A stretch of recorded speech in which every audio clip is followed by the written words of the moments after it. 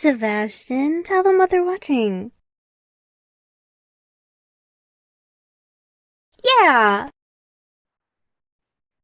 Hey y'all. Well, it's been forever. As usual, I tried again to make a buffer. I recorded two guest segments like 2 months ago, but everything else took ages, as per usual. So you'll see one of those guest segments in a minute or two, and the other one, I'd love to tell you it'll be soon, but I'd love to commit to that. But I think we've established I can't promise anything in terms of timeliness on this channel, at least not for things I'm doing by myself.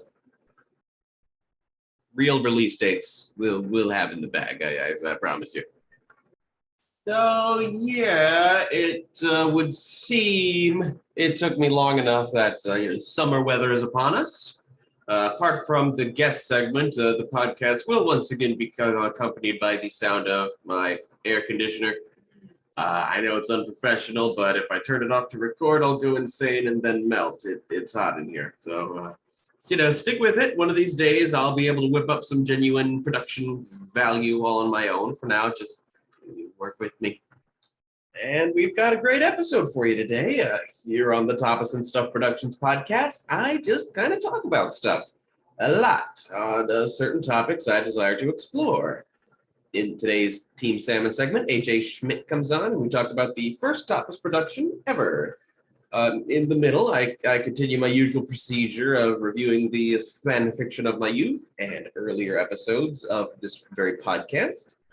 And on the inspiration segment, I keep on talking about Animorphs and its impact on me as a youth.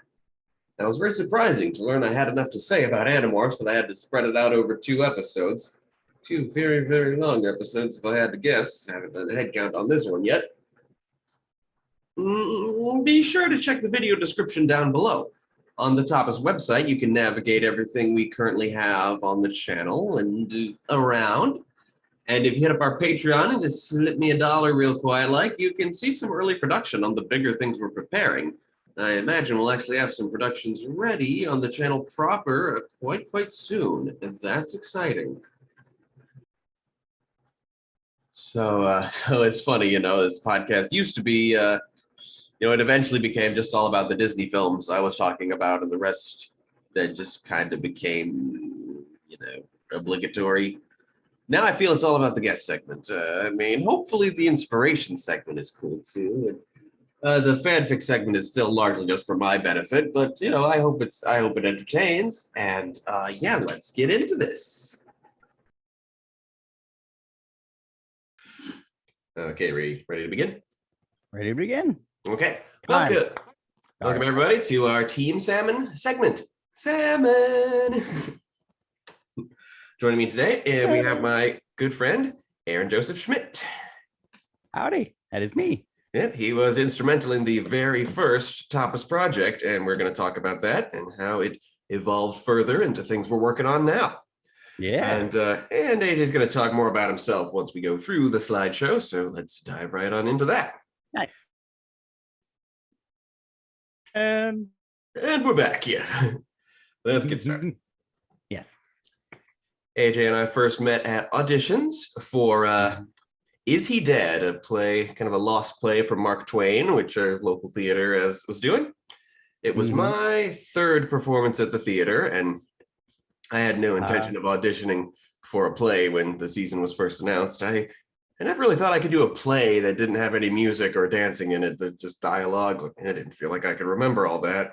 At the time, I was depressed and lonely, and I needed something to do. So it was mere days before the auditions that I called in, got myself on the list. The play centered on some fictional antics of real-life 19th century realist painter Jean-Francois Millet, who that's him at the bottom there, played by Luke Lawson in his first appearance at our theater. I've seen him pop up a time or two after that.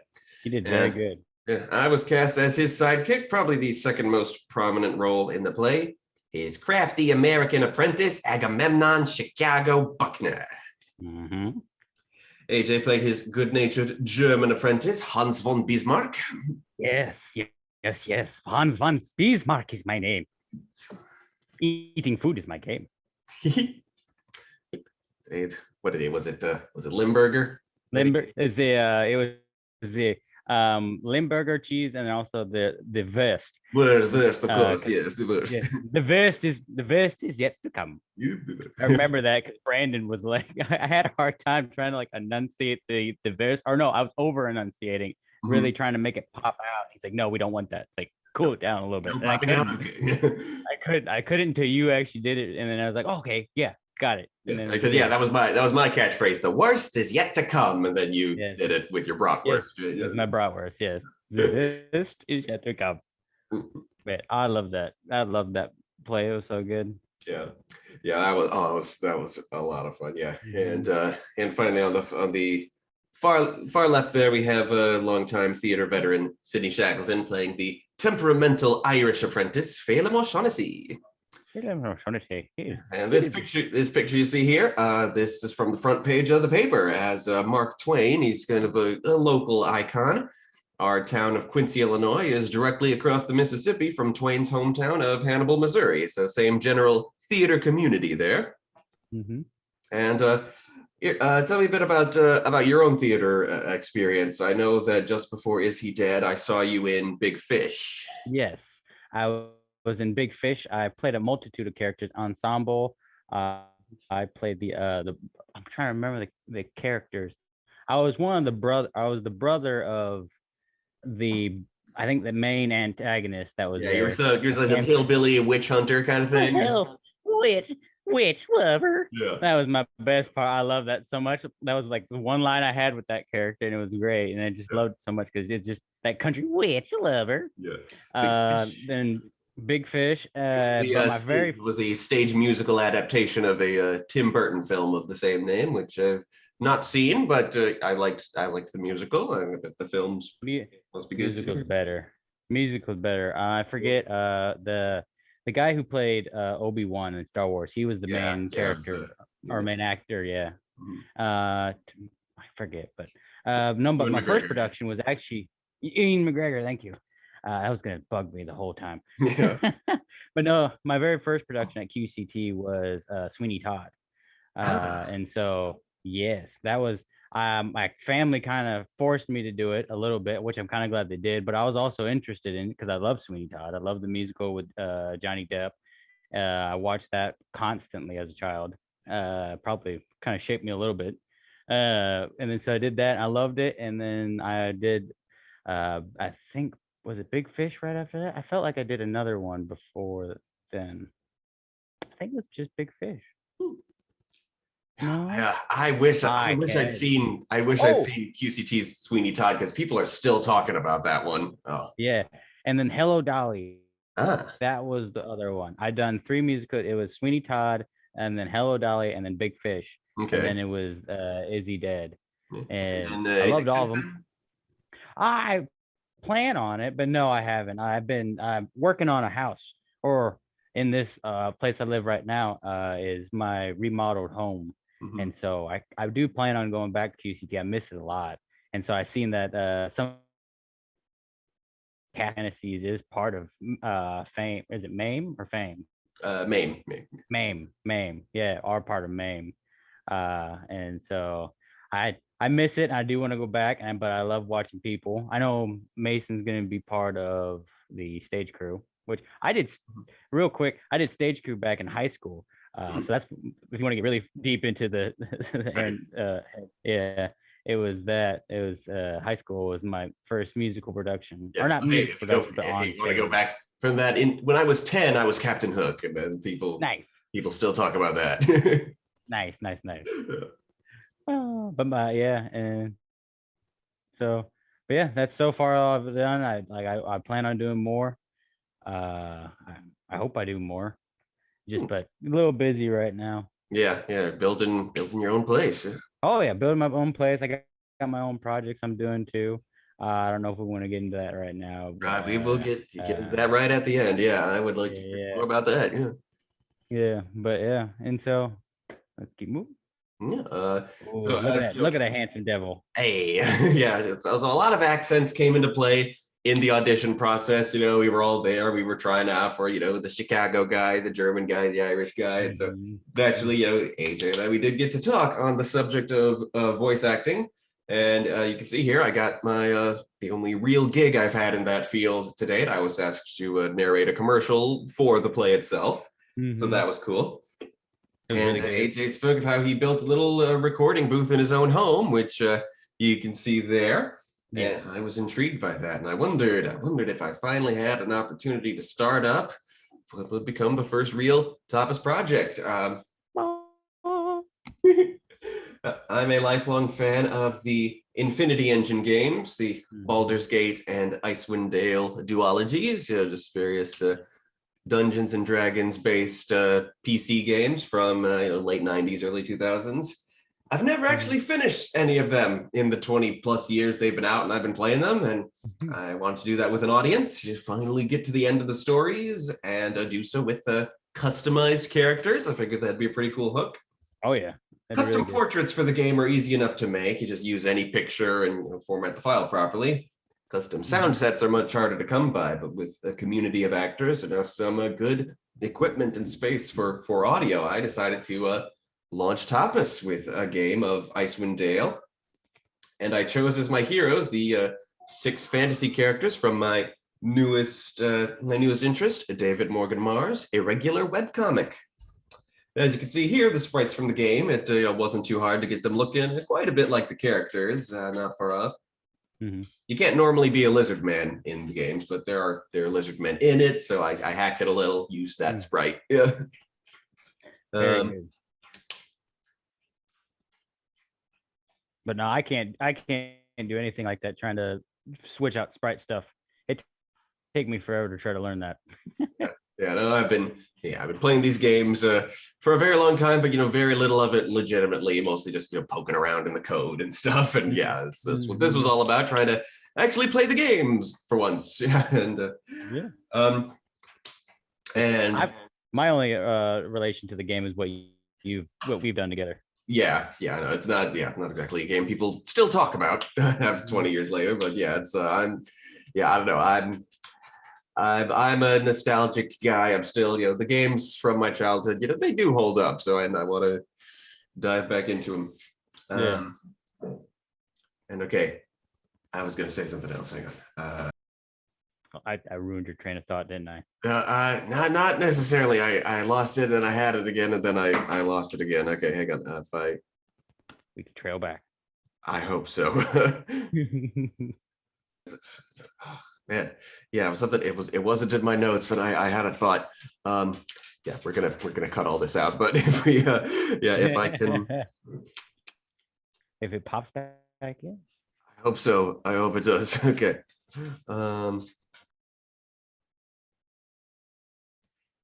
don't think it's gonna come back. Let's just proceed. Okay. Okay. The only thing I could think of was you were talking about the game itself and like wanting to finish it and then having that recorded and stuff. Yeah. I don't know. I hope if it comes back, it'll come back. And if not, wasn't that important. Okay. Exactly. We assembled this cast. I always intended to play Drock. That was a long time dream of mine. He's my favorite.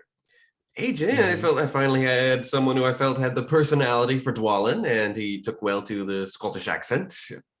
Oh yes, I love me a Scottish accent. Scottish because they're Highland people. But they live underground. In the Highlands.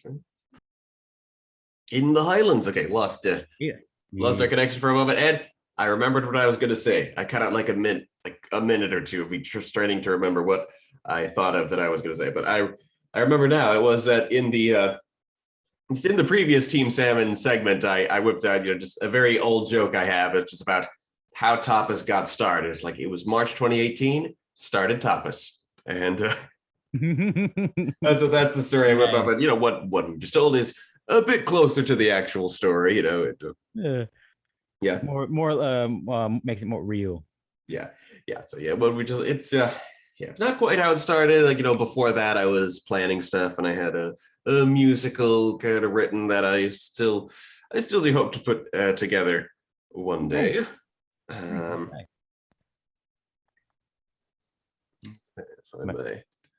Talking points again. So yeah, Oh, yeah, good. in the Highlands, yes. In the Highlands. Yes. With a And coconut. it was AJ's suggestion to get Sydney and Jen in as Mordecai and Elvisa.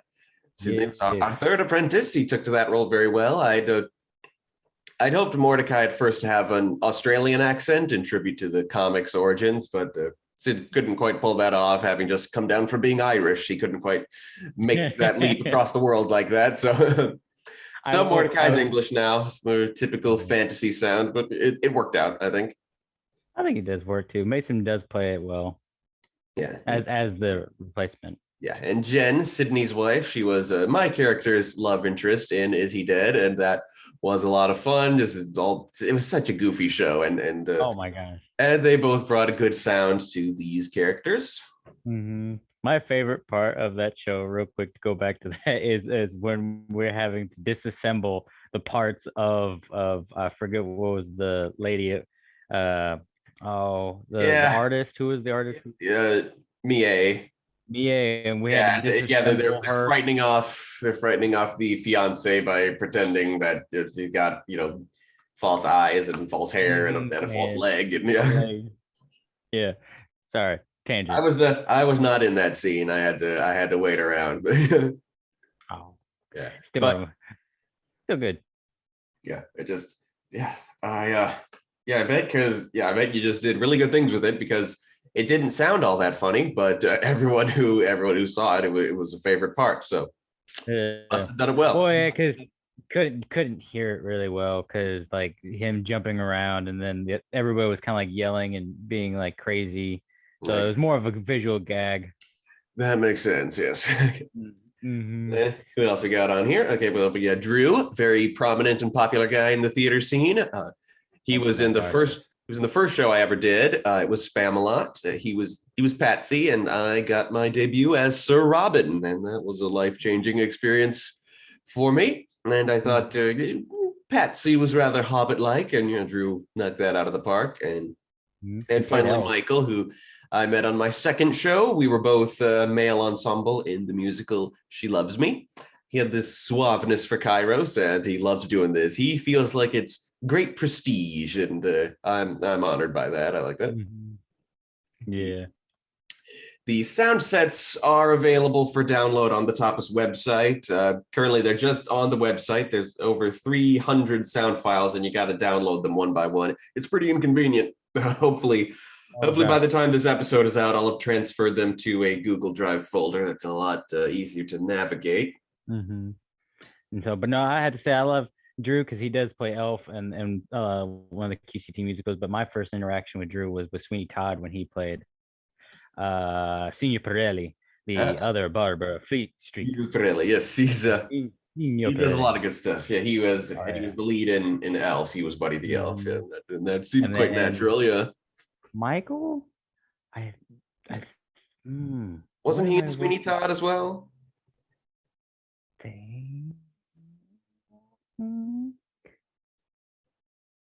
only thing that's coming up for me is Mamma Mia, and I was stage crew for that. Yeah, he was very good in Mamma Mia. Yeah, he was totally in something that we did together.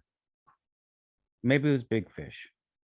I don't think he was in Big Fish. No, I hear he was in Sweeney Todd. Okay, then he was in Sweeney Todd. Yeah, he was in Sweeney Todd. Okay, memory's failing me. I'm only 28. My memory's already going. Yeah, it's going on. Yeah, I'll tell you, it happens a lot younger than you think.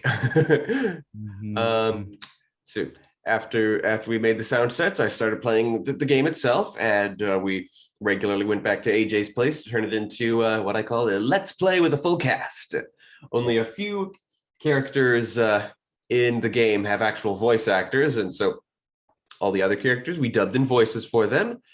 We did that for the first 4 videos in the series, while I played a total of 12 videos, and I've only done 2 others in the years since then. I'm on part 14. I'm like this close to finishing the first chapter of the game's story. Nice. So yeah, my whole finish all the Infinity Engine games on camera thing isn't off to a great start, but I hope to get back to this Icewind Dale playthrough as soon as I'm done with Dungeon Siege. I'm working on building my focus back, but I still don't quite have enough to play video games every day. Oh my gosh, it's very time consuming. Like I have like maybe half an hour to an hour if I actually have free time. Yeah.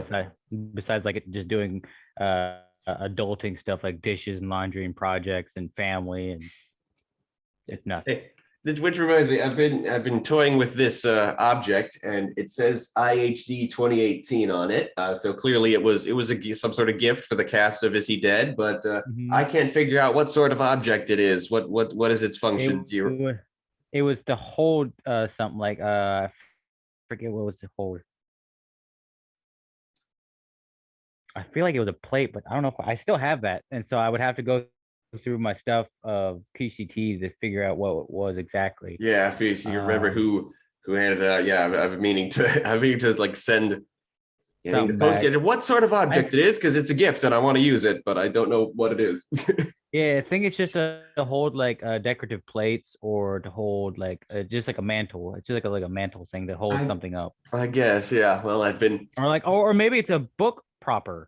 You know, like you put it opens up your book for you. You set your book into it, maybe. I know. I've just had it up on my shelf, so that's kind of like a mantle decoration. I remember I'm trying to remember. They sent me a Christmas card every year, and I don't have it on my fridge. I'm trying to remember. It was from big. It was the little kid, and his Julia. I think her name was Julia, and it was I forget the last name. Like I said, terrible with names, but I think it was just like a thank you for all of us working together, and like happy to work everybody. Yeah, I mean, I know that much. I don't know what it's used for. So.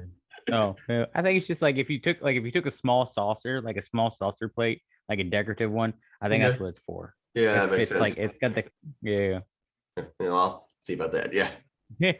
So here we go.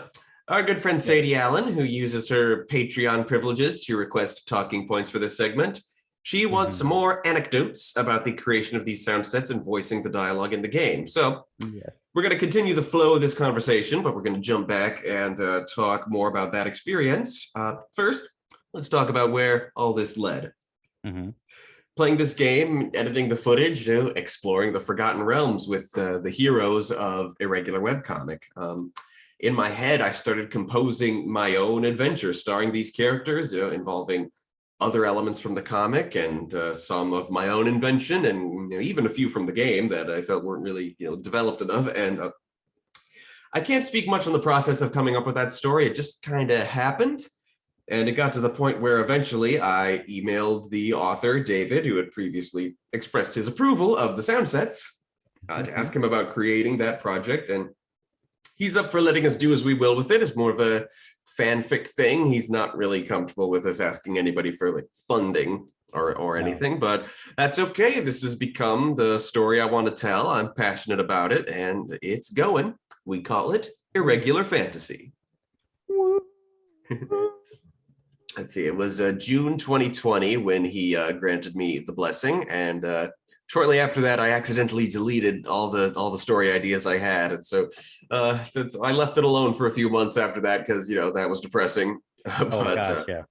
But eventually, I found the strength to rewrite everything, and we have a pretty good foundation once again for the story. We get this amazing promotional art of the characters here.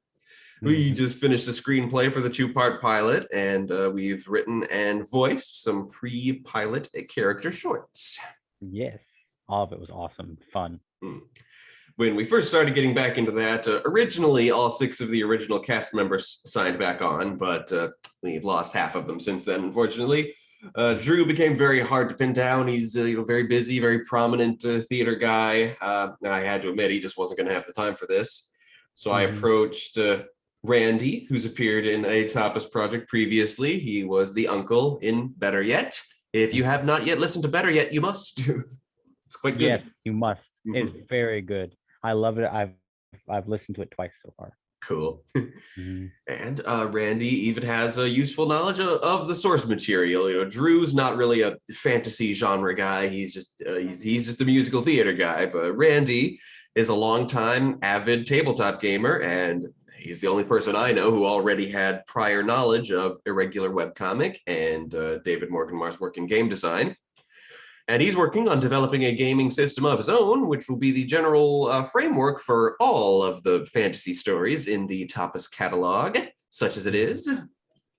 He was perfect for the part. And Randy told me straight up when we first put him in the booth to play Lambert that he cannot do an English accent. So Lambert has lost that particular bit of folksy hobbitishness that Drew provided, but that's okay. Randy has an American folksiness all his own, so it's not a loss, really, just different. Yeah, it has his own kind of accent. And also with the picture that you have, they kind of look similar. Like they have the same smile. That's like very true, yeah. Around the same nose too. So I mean, almost like I said, almost perfect for the part. Yeah, there you go. And then Jen and Sydney had to drop out when they learned they were expecting twins. Yeah, their twin girls were born like a week ago. Yeah, I believe so. They're special. They're so tiny and fragile and amazing. And but again, we got through that shakeup. Allison has been amazing. She was one of our newest TAPAS members. We brought her in after we had to recast some characters in Keys and Kingdoms, which I see as Irregular Fantasy's sister series. We're working on both at once. Previously, Jen was the only person who was starring in both shows. Now it's Allison. There'd probably be more, but Alvissa is the only woman in this main cast, while the Keys and Kingdoms main cast is all women. So yeah, different casts. There will be more crossover of the cast as far as supporting roles go, I'm sure. Oh yeah, and excellent art style for Keys and Kingdom to say as well. I like that, yeah. Oh yeah. And then Mason taking over as Mordecai seemed natural. He'd already been on board helping me assemble the series, and I'd had a few supporting characters in mind for him to play. So I promoted him. I promoted him to Mordecai, and he deliberately did not listen to Sydney's work. He didn't seek to be an impersonator, which is definitely a good way to go about a project like this at times. And he ended up delivering a performance that sounds exactly the way Sydney did it, as he himself acknowledged. So that's good. We still definitely have the essence of the character. Good. And he helped me finish.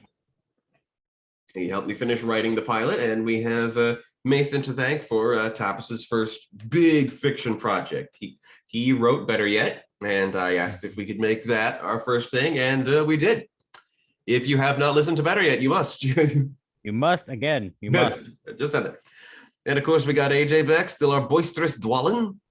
Yeah. And at one point, I asked Mason and AJ, who'd been just long time, very verbal supporters of Tapas, if they'd be willing to sign on as producers and help me pay for stuff. And we've got that partnership going. That's been going really, really well. So that's good. Oh yeah. I love doing this. I will help you as much as I can with anything you need, because this is just, I love this production. I love working with everybody. And I can't wait to do more with you. And I want this to be like a show. I want this whole thing to be a show so we can keep going with it and never ends. I sure hope so. Yeah. we got Michael back as Kairos. He's invested in all his characters. Soon he's going to start helping me write some music and songs. And just for the record, I didn't intend to cast Michael as every black man in the pilot, but he ended up identifying strongly with all of them. So that's going to happen. Yeah. I didn't mean to pigeonhole him like that. I'm not going to do that in the future, but that's just where the dice rolled, He played the part very well. Yeah. Also, just to put in there, that is a red leather cap on Kairos. It's not red hair. Yes. I was very confused for the longest time. I'm just explaining that for people who watch this. Yes, common misconception. Yes, that is not his hair. He's a little leather cap. Yeah. Yes. Continue. Yeah. And finally, I am back as Drock, and I changed up my performance a lot. And Drock in sound sets, thought was good lizard guy voice. Everyone just thought I was doing a Russian accent, and they were right. That's what it sounded like. So I knew that for the show I'd have to change it up from how I did it before. Now what I do is I bring my lips over to the side like so. So I have to speak through lips that can't quite move and through my canine teeth. Excellent simulation of speaking through lizard lips and my mouth of sharp teeth. Very Scarface. Yeah. Then I bring it down to Drock's register and don't do a Russian accent. Then speak like Drock. This worked good, Drock thinks. Mhm. I'm committed to the rules laid out by the comic, which are that Drock never says any word with more than one syllable, no matter what. And in writing his dialogue, we've held true for that, and it's a delightful challenge. Drock never struggles to find his words. That's our job as the writers, and it's a great, rewarding mental exercise. Yes. I can only imagine. Yeah. We've got this teaser storyboard here. Is this one frame of the storyboard? We have musical score for that teaser. The actors recorded their dialogue for the teaser and the character shorts which follow it, each of which will feature a song, most of which are still in the process of being composed. And just last week, we have a little screen cap of our read-through of the pilot. Just the six of us playing every character, just to get through the script, make sure it all works. Some of them, we really will double up on these characters. Some we'll get other actors for. Oh, yeah. There's a lot more I'd like to show in the way of audio and art, but I'm going to hold off on that. Still needs some refining. Sadie, who did this storyboard and provides us the Q&A in this segment every episode, has signed on to do some more concept art along with some others. It's going to be great. It's going to be awesome. So let's talk some anecdotes. I think the best way to do that is start by looking through the full cast of the playthrough. Nearly every one of these performances, these little characters, inspired a character somewhere down the line in a regular fantasy. I don't think it's too obvious or unoriginal to base so many major supporting characters on the way my crew voiced very minor characters from Icewind Dale's prologue that nobody remembers in videos nobody watched.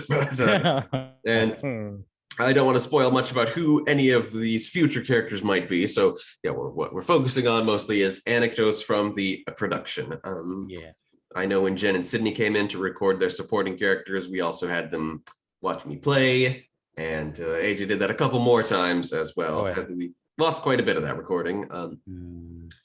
One thing we had a lot of fun with was discussing how goblins and orcs and ogres might sound. That's stuff we're still refining.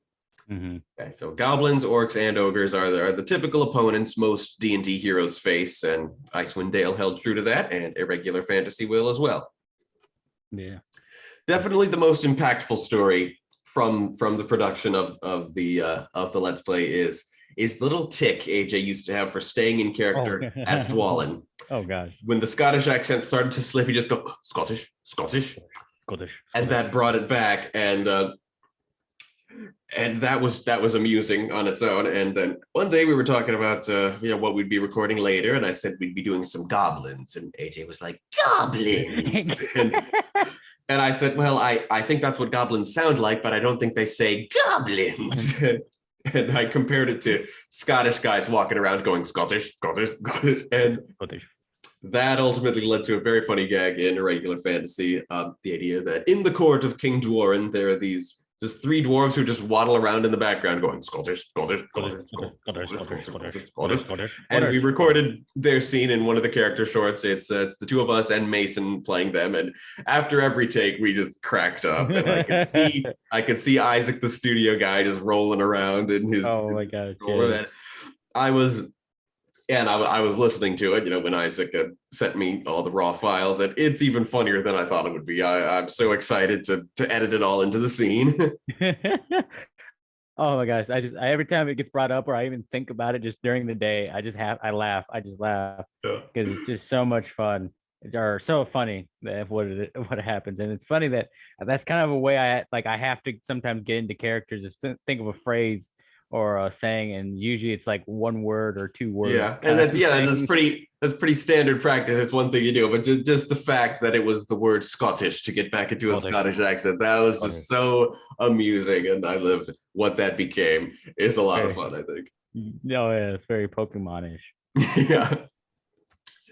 We had a couple people come in who weren't in the main cast, just played some of the game's NPCs. Michael Gash and Gretchen came into AJ's studio, and Stacy did her recording from her own home. She lives not in Chicago, but the vicinity, I think. And she does lots of TAPAS stuff. She did that super bold and dazzling character art you saw earlier. And just this morning, she sent me her part of a song from the Keys and Kingdoms pilot. She did sang that.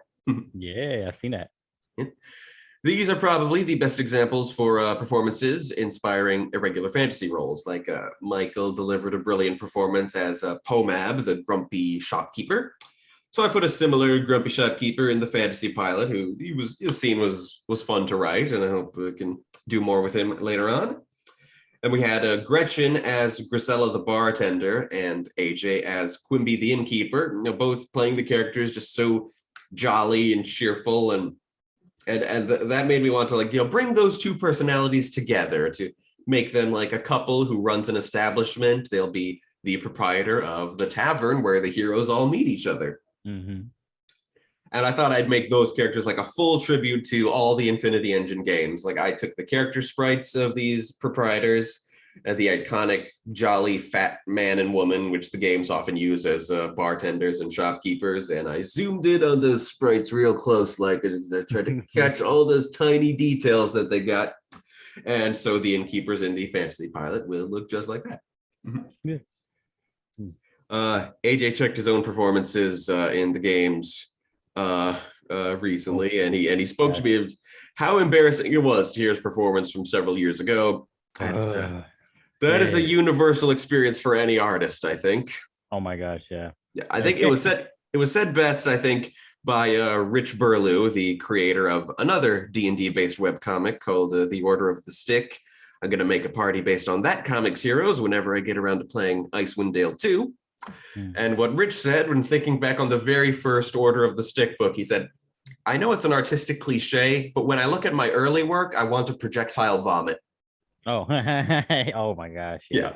I just want to erase it from existence. Yeah. And, and I have erased some of my early writings from existence, and I regret it. So I don't do that anymore. I keep everything. I keep everything, even if it's old and embarrassing. It's a reminder of how far I've come now. Yeah. I still got the DVDs from all the old QCT productions, and I haven't watched them because I don't like watching myself at all. But yeah, it's good to keep history of it because, like you said, to go back if you need to and learn from what you've done in the past. Yeah, as you said. As for me, for the most part, I'm okay with the acting I did in this Icewind Dale project, but there's plenty to be embarrassed about. If the editing throughout, all the voice acting was recorded on mono, so the dialogue we dubbed in comes in through only one ear. Oh, God. Yeah, and that would have been easy to fix in the editing software I use, but for some reason, I didn't think to look into how that's done. There are 2 occasions I recorded sessions without plugging in my laptop first, which resulted in just no frame rate on those videos, and eventually the recording ending far earlier than it actually did. Really should have occurred to me, especially the second time.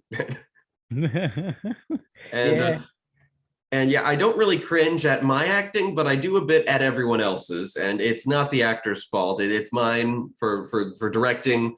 I was meek and timid and afraid that if I corrected anyone's mistakes in delivery or enunciation, that I just annoy them. So I let little mistakes slide, and so the final product has just a lot of little unpolished flubs in it, and I carried that meekness. I carried that through most of directing the Keys and Kingdoms storyboards, and that impressed in me the importance of being bold enough as director to seek a bit more perfection, a bit more vision. And I think my bad direction in this Icewind Dale project will remain a testament to my earliest works. Yeah. So you do a pretty good job now of helping direct everybody. And thank you. Yes.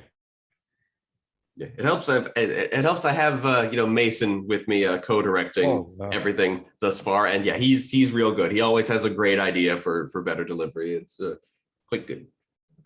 Oh my gosh, yeah. He can. I don't know. He just helps see it in a way and helps describe it in a way that just you can get, and it just comes right out of you then. Yeah, it's good stuff. And okay, this slide bears some explanation. In the actual playthrough, I voiced every character that you see here. in my usual way, I cast myself in more parts than anyone else, but I didn't want to play everybody. So, in AJ's booth, I recorded the characters who are listed under me here, and I hoped to get all these other guys in the studio later, but after a while, my struggles with employment and finances required me to leave Quincy in a hurry and head back to my mom's place in Denver. So when I did that, I took over all these parts, including Kairos and Lambert, whenever I had them be the ones to talk to NPCs. So, yeah, Mason was not in on the Tapas thing as early as I would have liked him to be. Dave still hasn't done any Tapas stuff. Later, one hopes. Mm-hmm. And I don't think I did great as all these spare characters. I don't have that much versatility, and I would have preferred getting performances from these other guys. Oh yeah, but I did have a lot of fun with the characters I had. You say something? What? Oh, am I cutting out? No. Oh, I was just saying how Dave's got an outstanding performance and like everything he does. Yeah. Same with Drew. Yeah, he's most of the people I hung out with in the theater at the time was I had met in Spamalot, and Dave, he was Sir Galahad and I was Robin, and so there was a lot of camaraderie there with, among the knights, and it was good. Yeah. I had a lot of fun with the characters I had assigned to myself, though. I got to be, like Eravane. He was an elf adventure naturally, and I sort of go very, very legless with that, was a bit snooty, and I got to be a salty old sea dog. And for the Grey Wizard, I just thought I'd do a straight up Ian McKellen impression. I've been told I do that very, very well. Yes, you do. And Oswald got a real voice actor in the sequel who was very good, so I tried to emulate that. Oh, wow. And but then I had to skip town, didn't have fully bad results. We couldn't get Emily in the studio either. So when I got back to Denver, I figured what roles we have left to record. Well, I've got a woman, a little boy, and a little girl. And my mom and sisters can handle that. And they did. And that was really cool. Mm-hmm. The highlight of the playthrough for me was a certain quest. It's a quest I'd played before, having started the game before, but I don't know how it is in a text only RPG. You never really pay attention to the dialogue, but here when I read it and then wrote it down for later and listened to the actors do it, I realized just how emotional it all was. It starts with Jonan, just an ordinary fisherman who's been having these dreams tormenting him with a song he can't quite place. And the player characters come to discover that the dreams come from Elysia, a water spirit out in the lake who loves Jonan from afar, but can't speak to him in the waking world, for if he sees her, she will melt into sea foam. The heroes explain this to Jonan and bring him a gift from Elysia, and he's stunned that an ordinary guy like him could have an experience like that. AJ played Jonan, my mom played Elysia. Both did just beautifully. And as I had Alvissa be the one mediating between them, Jen recorded all that dialogue. And as she was reading over her lines for the scene, I could see Jen's heart just break. So props, I guess, to the writers who put that scenario in the game over 20 years ago, because it got us all right here, man. And I hope you don't mind if we recreate that scenario fairly faithfully once the irregular fantasy heroes reach the Elysian River. We'll do our own thing with it, I swear. It just seems it just feels like our thing now to me. It's the power of acting, I guess. It has to be. We are, as actors, we must and shall. Yes. And okay, there we go. That's all the slideshow we've got. Excuse us for a moment. And we're back. AJ, do you recall any further anecdotes from the creation of the sound sets and the Let's Play? With the sound sets, I do like the certain voice actors, because you sent me clips to help with the as a reference for the Quimby character for other characters down in the regular fantasies that are going to be coming up. Yeah, and I did like all the other people's voice actors too. They were kind of did have like a weird nostalgia feel, even though I've never played the game. Mm-hmm. And just I guess just maybe just watching it with you, and then I guess with that like I said, the cringing of my own voice. Yeah. And so I just it was so much fun. And the one part that really stands out to me when we talk about the podcast and doing that is there was a part where a skeleton or a death or a grim reaper of some sort came up, and I kind of just jumped in and I just Yeah. tried to do my Yeah, I forgot. Yeah, it's later on. Yeah, just it was after I stopped holding on and having us record the character, because it was, I guess, most of the dialogue was in the prologue in the village, and then I had AJ with me while we were going into the crypt, and then this big skeleton guy came up, and yeah, AJ just did his I just dialogue live. That was awesome. Yeah. I don't know why I did, and I don't fully remember what I did, but I'm pretty sure it was like something like this. Ah, Yeah. yes, welcome to my Something Grim dungeon. Reaper-ish. Yeah. Yes, very deathy. Yeah. And what I think I forgot to tell, what I think, I don't know if I remembered to mention it at the time. I don't think I did, but the actor who plays the Crypt Keeper actually plays the main villain of Icewind Dale. No way. Yeah. So That's awesome. you were doing the Crypt Keeper earlier, well before he actually shows up. Oh my gosh, that's awesome.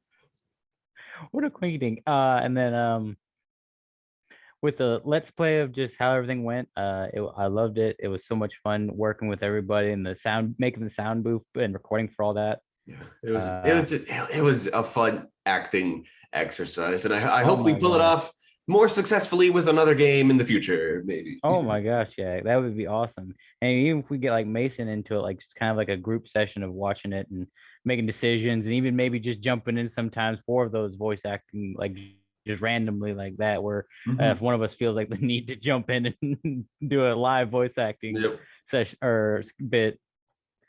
And so I can't wait for that, because that, for one, I don't know what it is. I love watching people play video games. It's I don't play video games myself, and when I can, it's very little, and then I can't get very far because it takes so long to do it. So I like watching people play in the small time I do have, because they're better than me. People do wonder about the appeal of that. It's playing video games. It's hard work, and it's not actually very relaxing to play video games. Because you got to fight. You got your instincts going. And, especially if you play like a game like Dark Souls or Bloodborne. Yeah, but watching somebody else play it is a very good way to experience the story. Yeah, and sometimes you kind of it's a little bit funny, because you when you play that, if you do play that game and they come to a part where you like had a really hard time and they have the same hard time, you feel like a link between the two. It's community, yeah. Or the part where they just blow through it, and then that took you like 20 times. Yeah. One person went through and they blew through, and you're like, what? Yeah. Or most common is when the gamer is they're playing to the audience and they're trying to figure out what to do, and there's something on the screen that they're just not seeing, and you're yelling at it, you do what it says on the screen, you fool. Yeah. Oh my god. I catch myself doing that all the time. It's like you're yelling at a screen, man. It's like, but he's not doing it right. He's not doing it right though.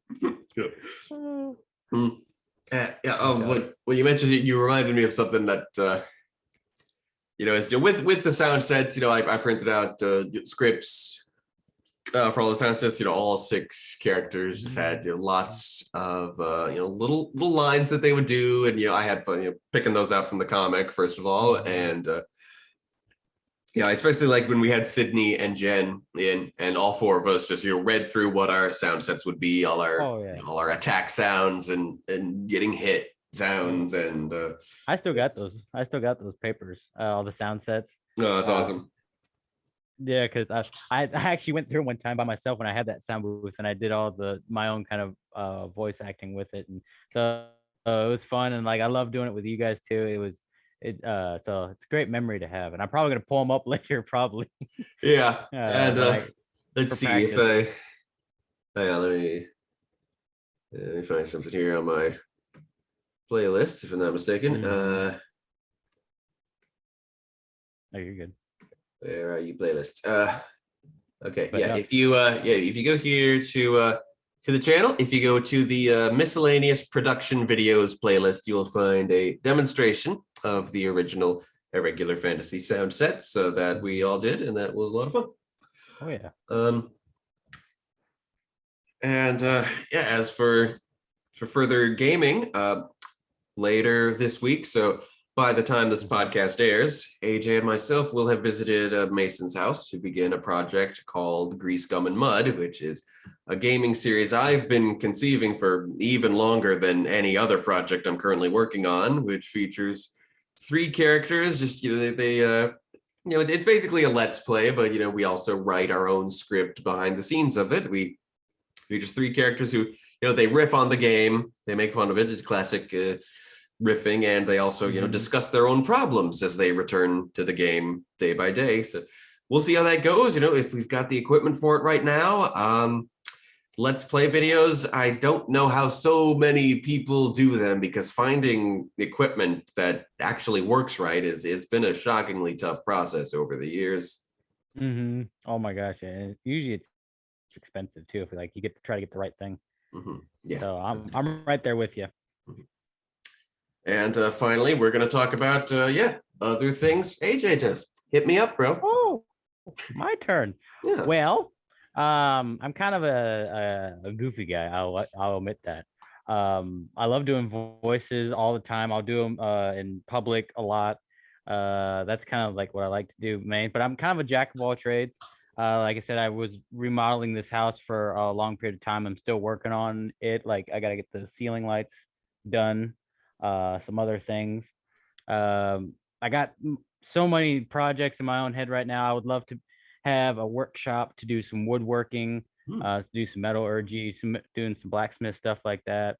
Right now, specifically, I'm working towards everything kind of a little bit at a time, but right now my main focus is obviously Sage and all his projects. And then I have my own voice recording room that I'll admit it's coming along slowly, but I'm getting there. I actually got half of the sound foam up right now, and I got to find a door, which they're all expensive right now. Yeah. So, yeah, it's probably where we'll record Grease, Gum, and Mud eventually. After we do the games, and it'll be good place to go for things like voicing storyboards. Before we need the polish of the real studio. Exactly. And so just kind of like own project, I want to learn how to do sound editing and just some of my own things. I have a thought in my head I've been working on a lot. Is this just I'm saying that I've worked on, but I haven't wrote anything down. I need to. I think it's gonna be like kind of like a podcast story like that. It's gonna be about fear, and it's a prison system. I'm sure there's somewhere in the universe that somebody's made this exact story, but it's a prison system that induces fear into the prisoners, so they all live, or not live, but all have kind of like a conjoined fear, and so everybody's fears mixes together, and like you have to the main story is I'm kind of sticking with a more female roles. I really like that kind of 2 sisters trying to work together. Gotcha. And get through, and they have to go through everybody's fears and conquer everybody's fears to keep going. And as soon as you can go through and conquer your own fear, you can escape prison. And so it's gonna be like kind of like this mix between game show, between TV show, and then like actual prison, like Supermax in space, very like spacious in prison kind of style. And Gotcha. a lot of artwork has to be done because I would like it to be that. And then other projects are, well, I had so many more. One of them, I would like to make a wood samurai outfit, a samurai suit made out of wood. Oh, fun. That one just popped in my head, but like more like media stuff. I would like to try to write more.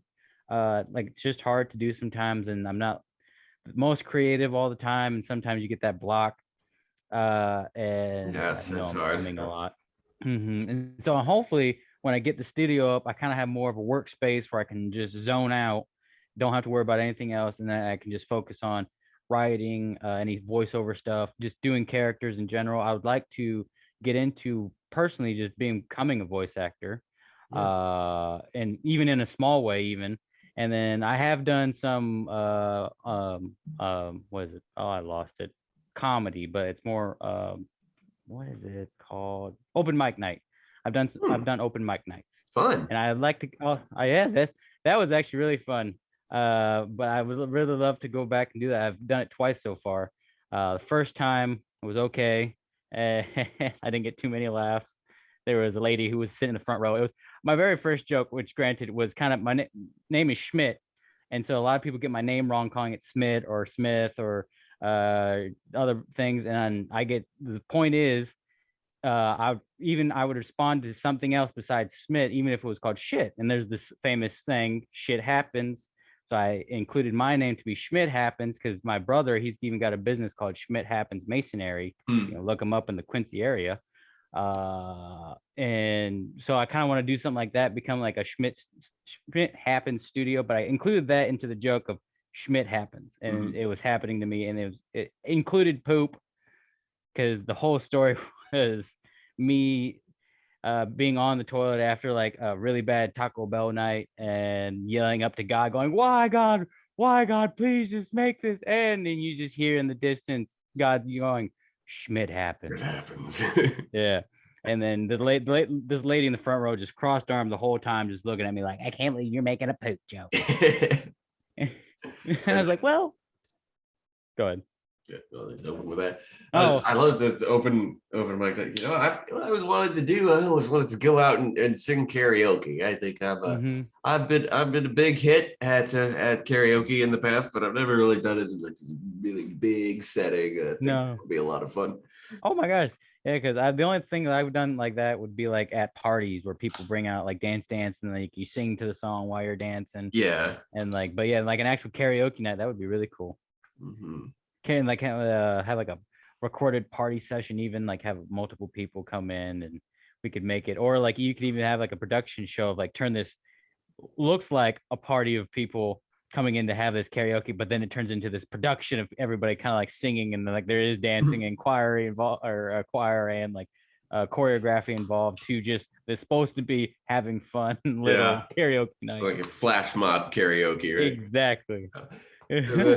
So yeah, as for writing, you know, hey, if you ever get anything written up or need any help writing anything up, you know, I mean, just consider putting it under the TAPAS umbrella. It could be on our channel. We do have we don't have much of a following, and what we have never talks to us, but place to it's a jumping off point. The channel's still a jumping off point, but you know, better than starting up from nothing, right? Oh my gosh, yeah, because it's so hard nowadays, especially because there's so many people on YouTube and Instagram, and like there's new things coming around and everything going on with YouTube, with like everybody getting censored for saying the wrong thing or supposedly saying the wrong thing, and it's like it's hard to express yourself now. That's weird. I mean Twitter and YouTube, they've got some weird standards of things you're not allowed to say. You know, it's just odd in a way. Very odd. Yeah. So I see most YouTubers just use a ton of euphemisms now for current events. You know? Oh my gosh. And so like another one of my projects would be I also want to do a chef course. I want to do just kind of like just cooking in the kitchen kind of style. Like you just cooking. Cooking in the kitchen. I know that's redundant because you do cook in the kitchen. Where else do you cook? Exactly. Now, cooking in the bathroom. Now that's a show. Right? Well, yeah, if you got a heater like on the ceiling that brings down, like that could work. You could really slow roast something. No, meaning like I find just whatever I have in my kitchen, and then just try to make something out of it. I know a lot of people have done that on like TikToks and Twitter and showing videos. Sounds like a lot of fun. Yeah. But maybe a little bit extra twist because I don't know if can I talk about my medical stuff on here? Like, cause I have a medical card. Yeah, that's that's okay. We're in Illinois. Yeah, it's legal. Yeah, don't admit to But the thing is, I would like to. You've already admitted that QCT has DVDs. That's pretty illegal. Yeah. Oh God, I did that, didn't I? We might have to cut that out. Cut it out. But no, I want to like make recipes with medical cannabis, edible like food, like casseroles and dishes and salads even. And I would like to do more of that cooking style, and because a lot of people will look at it and like, oh, you smoke, and it's like you're just a pothead and you're just a lazy person. It's like, no, you can really make something out of it and do it. And like I said, I use it I have seizures. and so I use it for that. And I don't like smoking. And as a voice actor, especially, you want to make sure your voice is nice and good. Yeah, you wanna not smoke. Exactly. And so I'm trying to really get out of that, and I would like to implement into the edible part of making food and just having like just normal food, like and any style of food, like Cool. French fries to popcorn to French dishes to Japanese sushi even. Oh, that sounds awesome. Yeah. I thought whenever I think of edibles, I always think of this. I think it was a Tumblr post or something I saw where someone said, "Man, this edibles, these edibles recipes are pretty good. I wonder if there's anything like this for like without the weed in them." And someone says, "Yeah, that's called food." I think I've seen that and I love it because it's called food, man. It's like all you got to do is just take that out or replace it with like normal butter or normal oil, and you'll be fine. You'll be good. Yeah. I think, and you told me once, I think it was, as far back as when we were working on the sound sets, that you wanted to do like makeup tutorials. Oh yes. I had when I was doing QCT. That's one thing that slipped my mind. Like I said, so many things going on. I gotta keep moving. Everything's getting blurry. Yeah, well, that's pretty awesome. But yeah, with QCT, like doing the makeup and like I love doing that. And like there's a guy Sean out there who he does his makeup, and I've seen some of his videos. And I got into doing a little bit, not doing drag, but I got into watching it and going to shows. And I love how people do like the whole makeup. I love people just doing costume and cosplay. I would love to get into cosplay and doing more of that stuff. I've made, I made prop weapons. We've had that. Can we talk about the photo shoot? Yeah, we can talk. I was going to bring that up. Yeah, so we did this photo shoot for the Irregular Fantasy teaser where we had everybody come in and kind of model their characters so we could animate over that. And I rented a bunch of props from the theater, and I didn't need to get an axe because it turns out AJ had crafted himself a nearly perfect replica of Dwalin's axe already. Here, hold on, I'll get it real quick. Okay.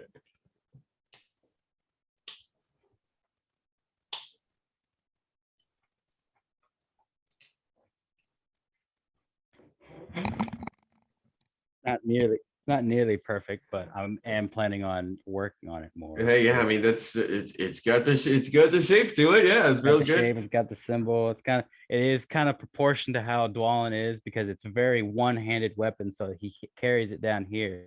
Yeah, carries it down here, down the handle, and so like if this was if Dwalin was a real person and this was like a real weapon, this could cleave somebody right in half. And it'd be very heavy and unbalanced, one thing. Oh my gosh, yes. Yeah, they're very big weapons. And you also did one of Drock's club, but you made it real big. And like, now that's not going to work because the model has to look Drock size. Yeah. So it's got to be a regular size club. But yeah. I'm looking forward to just for more photo shoots in the future where we can just have pretty good prop weapons for everybody. That it'll certainly simplify drawing it all, I'm sure. Oh yeah, oh my gosh, yeah. And so that's just kind of a goal towards that I want to kind of work towards, and then just it's working very slowly. Everybody's got their own pace. Yeah, and so just. That's what I've been doing, and that's kind of what I would like to do more of, and especially make videos and do projects and jump back into QCT, the theater production, stuff like that. It's time consuming, but I'd love to do it still. Yeah, as for pace, my pace has been pretty horrible for a couple years now, but I mean I've been under this new therapy, this EMDR, where I think about stuff and I follow the therapist's fingers, and it processes things like REM sleep, and that's been going pretty good for me the past 3 weeks. I mean, just look at the fact that I'm assuming this podcast comes out it's due to come out about 2 weeks after the previous one, which is a very short gap. So that's pretty good. Yeah. Dude, and you're moving it. You're moving and you're grooving. Yeah, I'm moving, and I'm doing my own thing, and I'm working on a blog entry on the subject of just how things have adjusted for me very nicely. And yeah, you talk about cosplay. One thing we've always wanted to do is for us voice actors of Irregular Fantasy is that we'd like to have like a big panel discussion where we're all cosplaying our characters, and what I'd say is that I'd have to be in a Godzilla suit to draw. Yeah, exactly. You could use my hammer then. It would actually fit the costume. Yeah. It'd be a real big costume. Yeah, like with his head a bit above mine, right? 7 foot. We'd have to get you some stilts. We'll get you out the whole setup, the skulls and everything. Yeah. I'll make the Dwalin helmet with the giant wings on the helmet. And so it'll all work. We'll get the hood for Mordecai for Mason. We'll make all everything. I don't know about Alvisa being on her outfit's really showy, but yeah, I think Allison's up for that outfit. I don't know. We'll see. I mean, she just seems up for anything in general. We'll see. Yeah, dude, she has got the attitude that makes the whole world move. Like if everybody was like Allison, like everything would work perfectly. There would be harmony everywhere. And so, but no, yeah, cosplay, like that would be dope. Like if we could all be our characters and make all that and just stuff like that, and making just videos, even just like short clips, because I've always wanted to do that too. But as time goes, you have to keep up with the time, because if you don't, you get left behind. Very true. And I'm very behind right now. Yeah, I feel. I said when I turned 25, it's like, okay, I'm gonna achieve something this year. This is my shot. This is my year. And then no, that didn't work out. I'm like, I'm gonna be like, you know what? Okay, fine. So. Like 26. So I'm not gonna do it before 25, and it's like, whatever. I'm gonna do it whenever. It'll happen when it happens, and I'm just not stop moving forward, and a little bit every day. Even if like for my sound room, like one day I just didn't feel good at all. I felt down. I didn't feel like doing anything because I did dishes at least, and then I took the spray adhesive for my phone from my for my soundproofing, and I just took it. I bought it and I brought it in and I set it right in the middle of the room where I could see it, and so I'd see that and I'd be like, okay, I have what I need. I can get started. That's a good call. Yeah, and so even just getting prep work ready to get started. Yeah, prep work. Yeah, just prepping yourself ahead of time so you wake up the next morning and it's all ready for you. It's already that's a good strategy sometimes, and yeah, sometimes just doing your dishes is the only victory you have in a day. But it's I'll admit it's something. Yesterday I did my dishes at like 12:30 in the morning because I couldn't go to sleep for some reason, and so I was like, I'm gonna do my dishes, and so I did my dishes. And so at some point you get to do your dishes. Yeah, there you go. Yeah, that's all we're trying to do in life. Everybody in the whole entire universe is just trying to do dishes, trying to keep their dishes up. Yeah, trying to keep their dishes up. But no, and so I like I said, if we're still on my topic, I'm just a man of many colors, and so I hope we get to show some of those off in the future. Oh yeah, and so speaking of colors, my house, as you can kind of tell, I poked at my screen instead of the actual showing of the wall. Blue here, purple here. My bedroom's magenta, and my bathroom's mint. And yeah, and so some colors.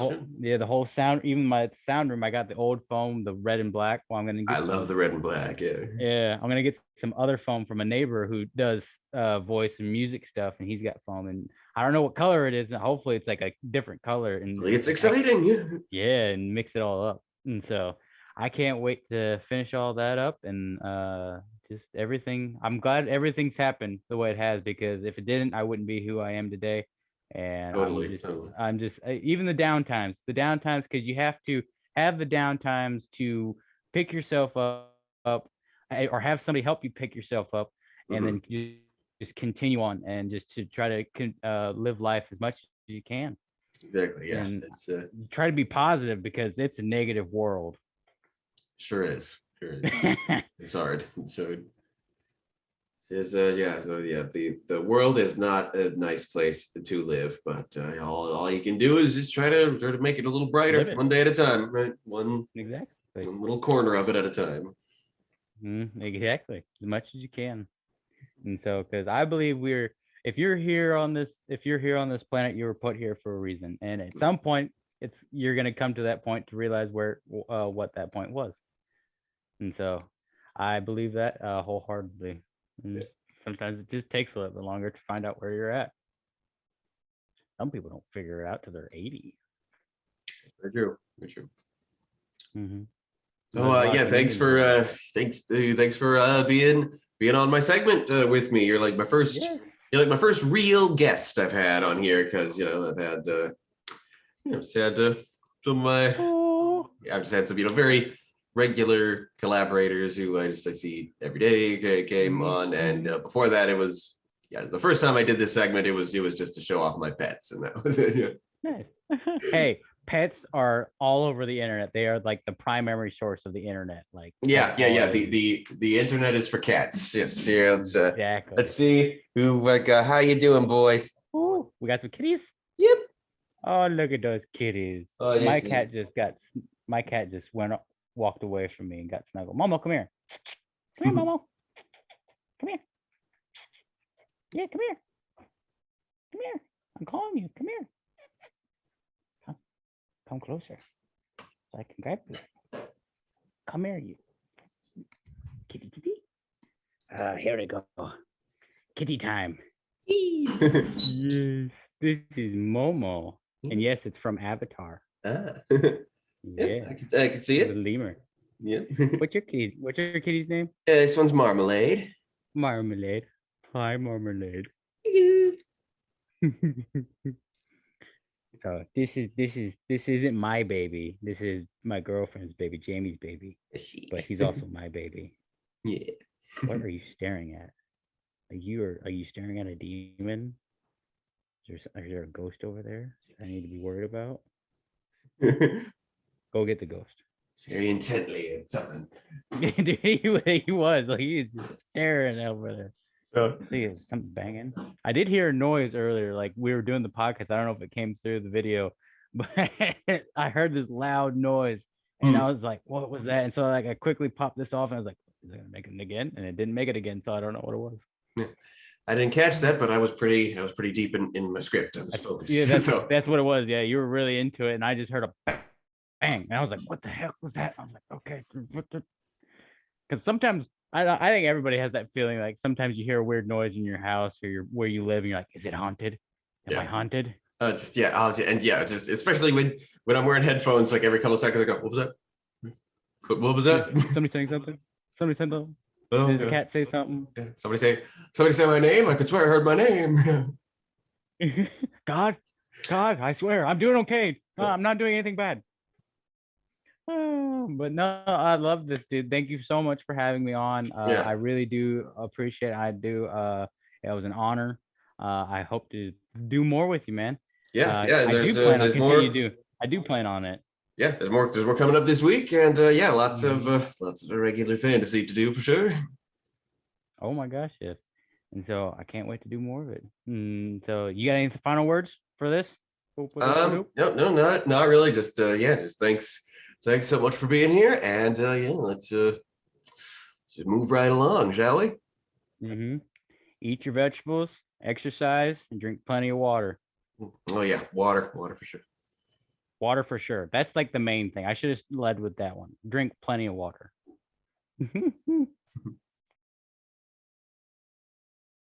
Okay. Yeah, I had to listen to the first two instances of this segment to remember how it goes. Savor the thumbnail. Podcast number 3 was released December 12th, 2018, and was an hour and 6 minutes long, comparable in length to the first. Well, for a very, very long time, most episodes would be, or comparable in length to the second, more 20, 40 minutes, maybe 50. Starting with a short companions of the dance hall scene, introducing the villains. Yeah, what is thinking about that? Thinking about the Dritz thing. I gotta start reading again. I gotta read these books and do more with them, and from there fuel the rewriting of the musical, and illustrate more. I'm finding myself capable of that. The Team Salmon segment was about our pack. Yeah. I think that's the only one of that collection of early ideas that's not really on this slate. It's not on the TAPAS banner at any rate. Because I figured designing the characters would take too much time for that. I like being reminded of how that story begins. I think that beginning holds up. Our pack was a story about animals who transform into magical warriors. Kind of a twist on Power Rangers or Magical Girls, the transforming superhero kind of story, usually seen in anime. But, where they're just animals and they morph into more upright fighting people. The 6 main characters were based on pets my family actually had over a certain period of time, including Sebastian. I talked even then, about how, Sebastian's such an old man now that it's hard to get in the mindset of writing his RPAC incarnation, who's the young guy of the group. And now it's hard for me, is looking at the pictures of Sebastian from before I moved here and took him for myself. I keep his face much more trimmed now, so I'm a bit embarrassed about how overgrown and fluffy we used to keep him. Then there was The Secrets of Droon, Book 3. Always kind of a quiet and dull installment, Book 3, but, while listening, I did take a few notes on my Droon adaptation idea. It's going, just ideas, like I said, got to get to reading for Dritz and Droon. As they've been sort of kind of companion pieces since the early days of the podcast. Now they're only that because I intend to read about them again, vlog about the reading, and it's friggin' hard. Yeah, I thought Droon involves so much travel and weird creatures, it'd pretty much be equally ambitious whether live action or animated, And in Keys and Kingdoms, we started with Pinocchio. Ermi introduced herself with a blast from her trumpet. I forgot about that. That was so funny. It was good times, good memory of setting that up and people reacting to it. And, gosh, a lot of talking before we actually got to Pinocchio. We talked about stars, what stars are in the Keys and Kingdoms universe. Wow, that's another early idea. I don't think we ever settled on an answer. I've been thinking about constellations like a zodiac, but gosh, what is their nature in this fantasy realm? Talked a lot about some K&K fundamentals besides the stars. There was the notion that all animals are trainable, which is a concept I had in mind for all my fantasy universes, not just K&K. As Disney certainly has that vibe, I knew right away it was an idea would be easy to carry over. Natives like Honest John and Gideon, though they're larger than a fox and cat native would be by the rules I had set up then, rules which have become more specific since then. Jiminy Cricket being a little Circe, of course, though, he doesn't... Circe does not look like Jiminy Cricket, he's just kind of the original inspiration. They're far more insectile. Oh shit, the coachman. What the heck did we decide about him? What sort of devil is he? I must have the answer to that written on my blog. I gotta go through all that data. Intending to knuckle down on that real soon. And there was Monstro and his nature as an interdimensional space whale in Kingdom Hearts. He offered some inspiration. I figure he'll be more on the demonic side in the K&K verse. Whatever we rename him to. Ermi brought a lot to those early segments, and I do remember watching Fantasia with Ermi in a very dark room. That's super awesome memory. Sadly, she could not accompany me when I recorded the segment on it the following day. And the Nutcracker Suite segment about little pixie thingies changing the weather. I talked a lot about the differences between pixies and fairies and nymphs and sprites. I figured that out. I'd say that's solidified in the lore now, and I think these tiny seasonal pixies I'll now call sylphs. As the name nymphs, I wanted to be something more faithful to Greek mythology, where they are not tiny.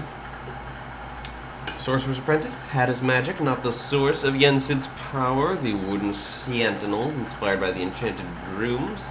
I know they're definitely going to be appearing in the pilot of K&K The Choices, very briefly.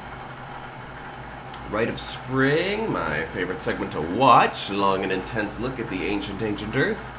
Pastoral Symphony, lots of fun, lots of Greek mythology, which is obviously a great wellspring for fantasy and gaming, and it gave me lots of ideas about centaur life in particular.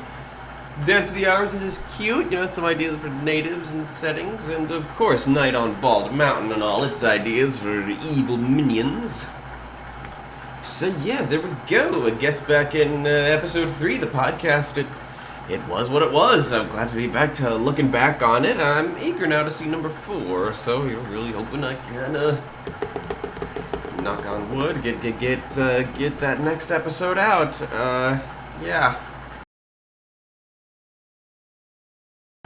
Okay, and now we're on to the fanfiction segment.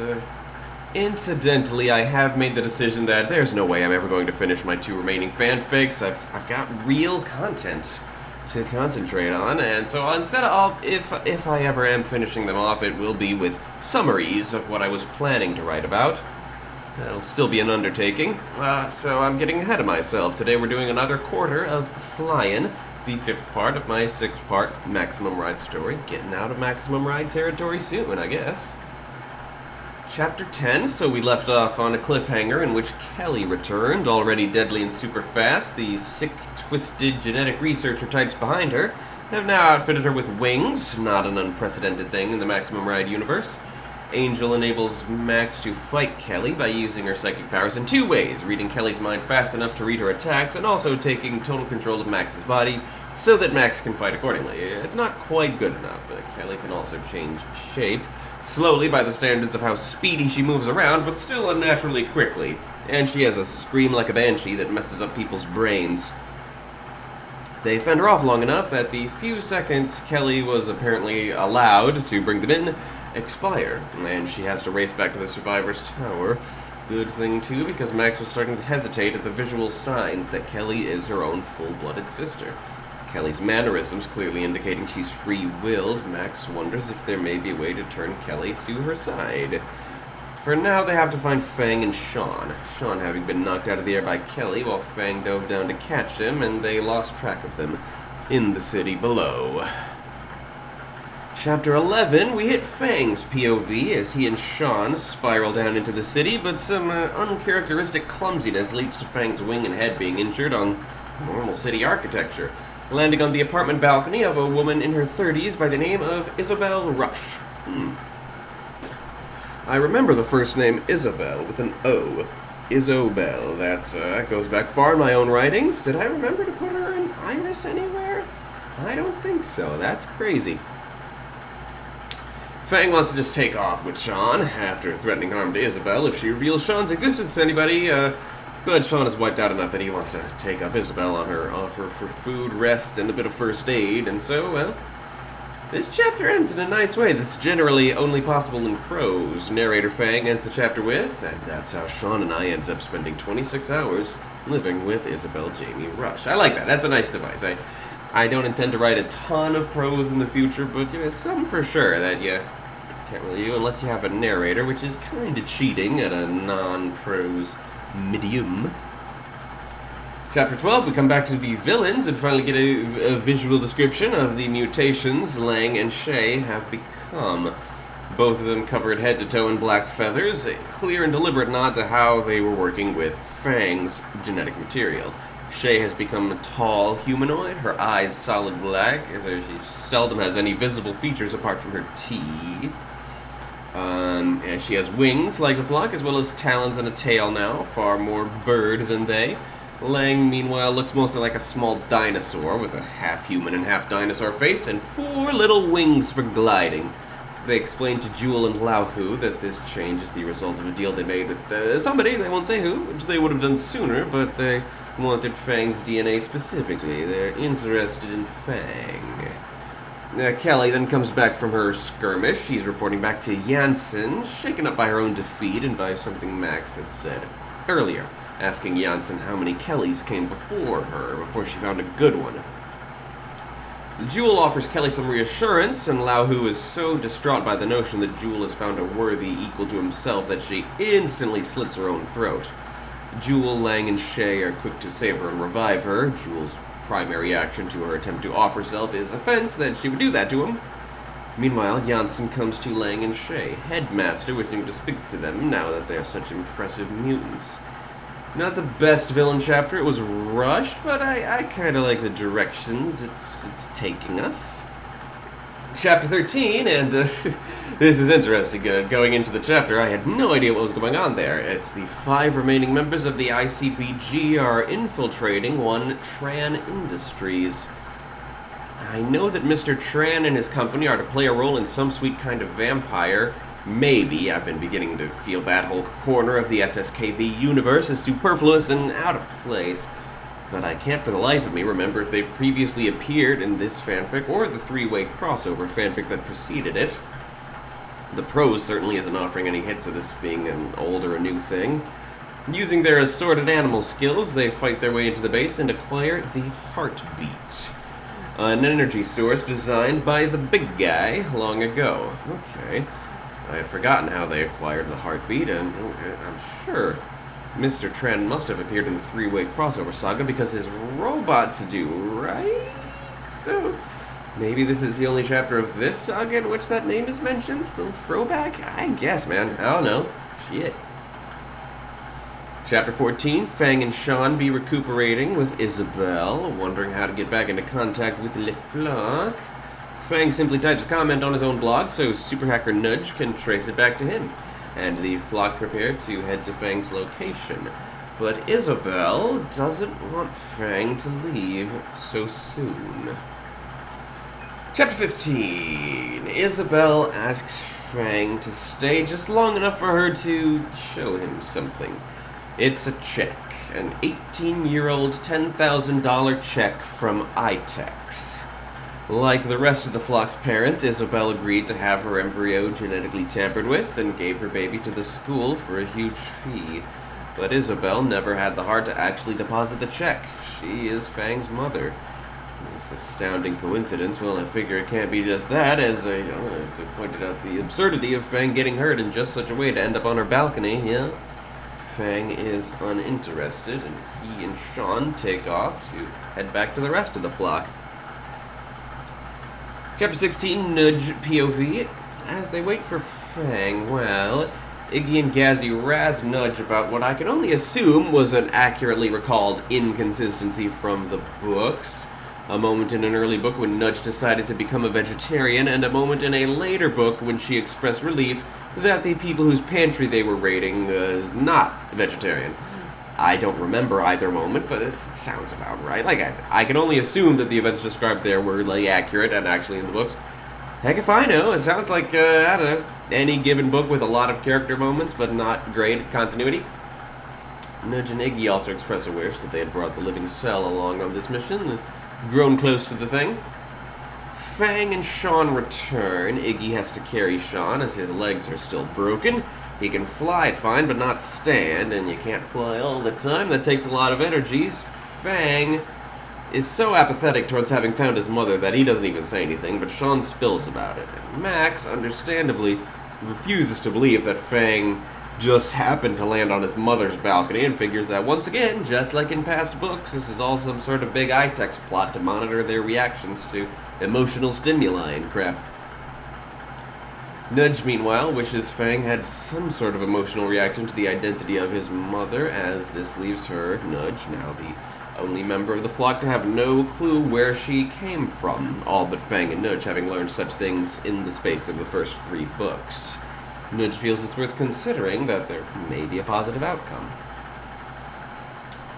Chapter 17, Max narrates once again, and immediately lampshades that it's been like 6 chapters since Maximum Ride narrated this Maximum Ride fanfic. That's funny.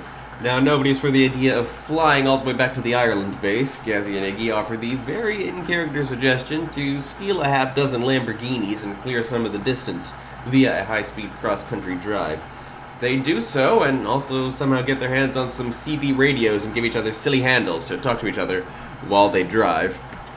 I love it. This has always been a plot point I intended to reuse an iris, as a sort of thing that's quite consistent with the behavior of the Maximum Ride cast, but would be rather uncharacteristically whimsical for the Iris cast, driving around in a fleet of stolen sports cars and acting like truckers hanging out via CB radio, allowing the Iris cast to loosen up in this way. If anything, is even more faithful to the origins of the idea, that being The Simpsons' Treehouse of Horror 8. One of the segments in that classic Simpsons episode sees America destroyed in a nuclear attack. Homer thinks he's the only survivor for a bit of the episode until he has to defeat some mutants and then discovers his family is also alive. Then the segment ends on a happy note with the Simpsons family deciding to steal some Ferraris and freewheel around the post-apocalyptic landscape. The world of Iris having plenty of post-apocalyptic landscape in it to work with. A great place for that imagery. Throwing in CB radio is just because, I don't know, I guess I found out what that is once, I guess, and the people used to use them to talk to the cars. Chapter 18, oh boy, my author's note here talks about finishing the story despite stress at the readership seemingly having disappeared, in order to unclutter my mind to get all the story ideas out. Oy vey, that's depressing. That problem has not lessened in the intervening 12 years. Anyway, Keegan drops in on Max, says that what she and Niles have been up to lately is watching all 9 seasons of Everybody Loves Raymond with no breaks. I wouldn't mind doing that again sometime, as long as I didn't have to go it alone, but, horrifyingly, the previously omnipotent Keegan is glitching out. Gasp. So Keegan is of no help when they are approached by erasers. Small bit of Maximum Ride context here. I don't think I provide that often, but worth mentioning is that in the early Maximum Ride books, the main threat to the flock was erasers, human-wolf hybrids used as henchmen by the bad guys. Now, I don't know why they were called erasers, but anyway, sometime after the first book, the bad guys started making erasers with wings, strongly increasing their threat there, and I don't remember when exactly they replaced erasers with flyboys, which were robotic erasers. By the 5th or 6th book, when this fanfic started being written, erasers and their derivatives had largely stopped appearing, and this fanfic followed suit until now. Bringing on the nostalgia, bringing some erasers back. Max is a little uneasy, but kind of refreshed, you know?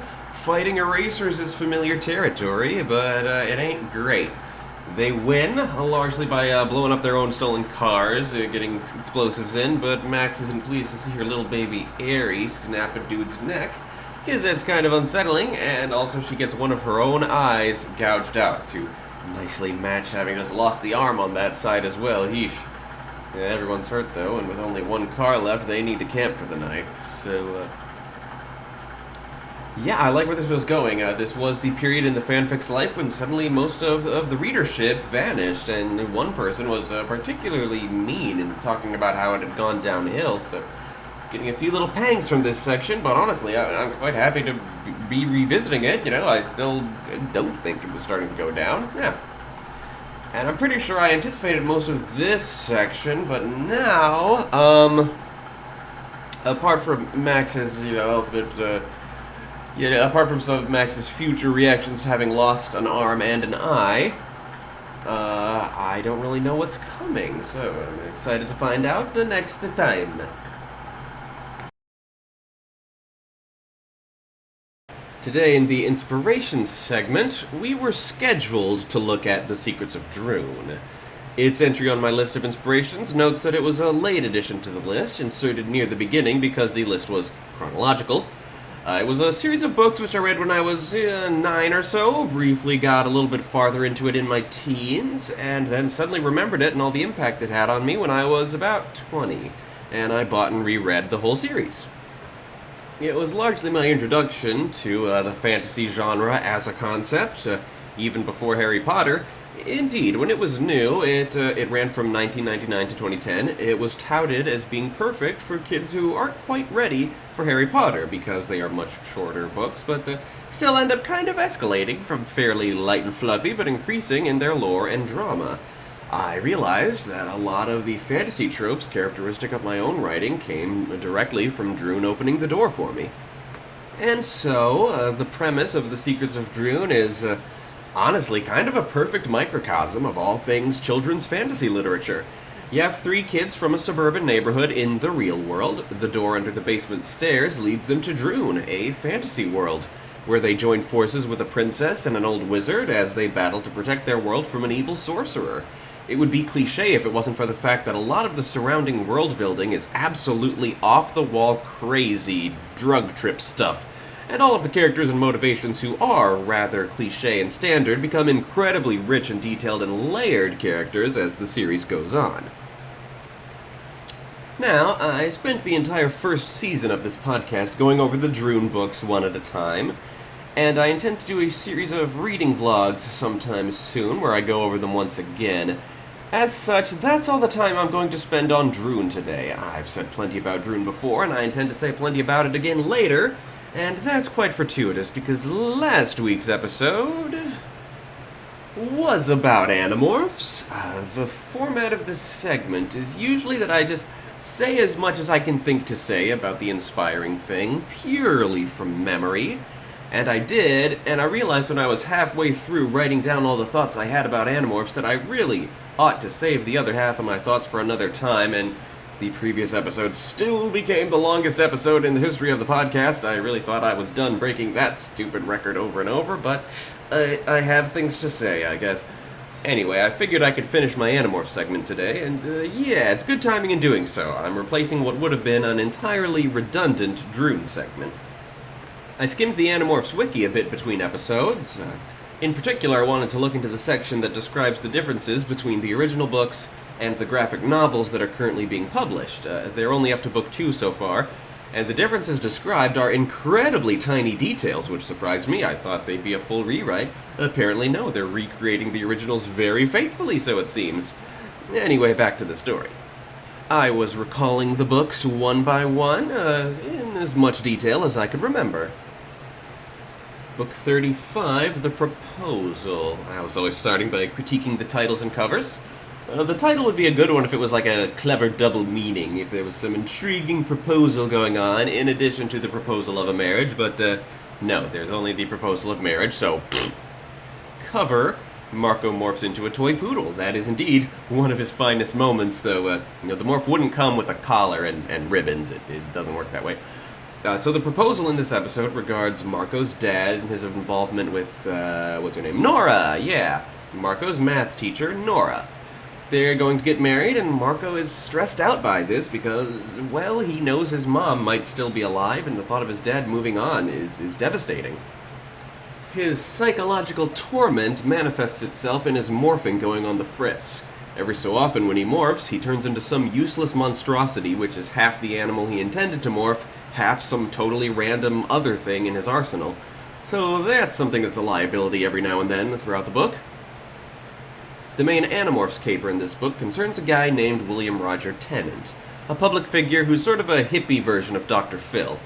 Marco sees him on TV and catches him encouraging his viewers to join the Sharing, the community organization recurring throughout the series, whose members secretly get infested by Yeerks.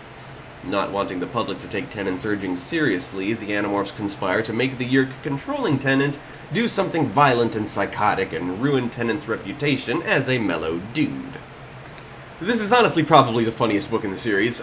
Marco takes the trauma he's going through with his usual wit and humor, and Tennant's Yeerk swings hilariously between putting on the mellow hippie public face of Tennant and being his delightfully psycho true self. Their first plan involves attempting to break Tennant at a banquet at which he is being honored, in which the real-world boy band Hanson is also in attendance. First by filling his salad with cockroaches and spiders, and then, when that plan goes horribly wrong, morphing fleas and biting his scalp while he's giving his speech until he goes crazy.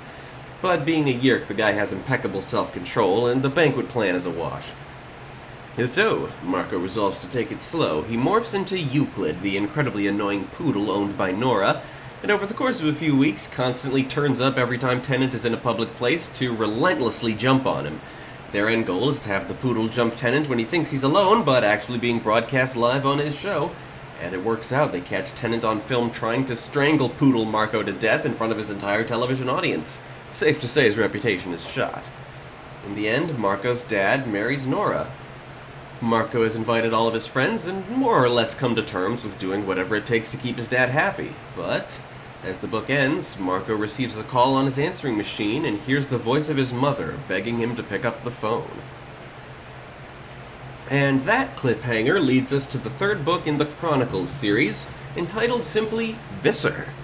Visser 3 is on the cover, even though the book is all about Visser 1, some sort of a miscommunication with the publisher, I guess, or some developmental thing where Applegate meant for Visser 3 to be Visser 1's co-star in the story, but Visser 1's story ended up dominating the whole thing. Anyway, I think we've arrived at the earliest book in the series, which I have never read. In fact, let me do a quick head count. One of 2 books in the series that I have never read. Holy crap, I did not realize I did that good. That's awesome. The other being book 52. Now, I don't know a damn thing about book 52, but I have a pretty good idea of what Visser is all about. The framing device, every Chronicles book has one, sees the former Visser 1, the Yeerk who controls Marco's mother. I believe her name is Edris. She's on trial. The Council of 13 themselves, in their only appearance in the series, have come to Earth for her trial. Now, I really don't remember what Visser 1 did. Just at some point around book 30, she just kind of turned against the Yeerks or something, but must have stayed evil because Marco still friggin' hates her. But then again, she did steal his mom. The trial serves to frame Edris's backstory. She was the Yeerk in charge of the discovery of Earth, a planet full of billions of ideal hosts for the Yeerks. She explores the planet, takes on an assortment of human hosts during her time there, and I don't really know what that story is all about, but it results in her making the plan to slowly infiltrate Earth instead of attacking it outright. She finally leaves Earth whilst piloting the brain of Eva, Marco's mom. Anyway, I know that during her trial, Edris is able to suss out which one of the Council of 13 is secretly the Emperor of the entire Yeerk species. That's a closely guarded secret, but Edris has always been a perceptive one. It's not really important, though. She makes the call to Marco that results in the Animorphs coming to bust up the trial, and the end result is that Edris escapes from the justice of both the Animorphs and the Yeerk Empire. Edris is once again out of Marco's reach, and Eva along with her.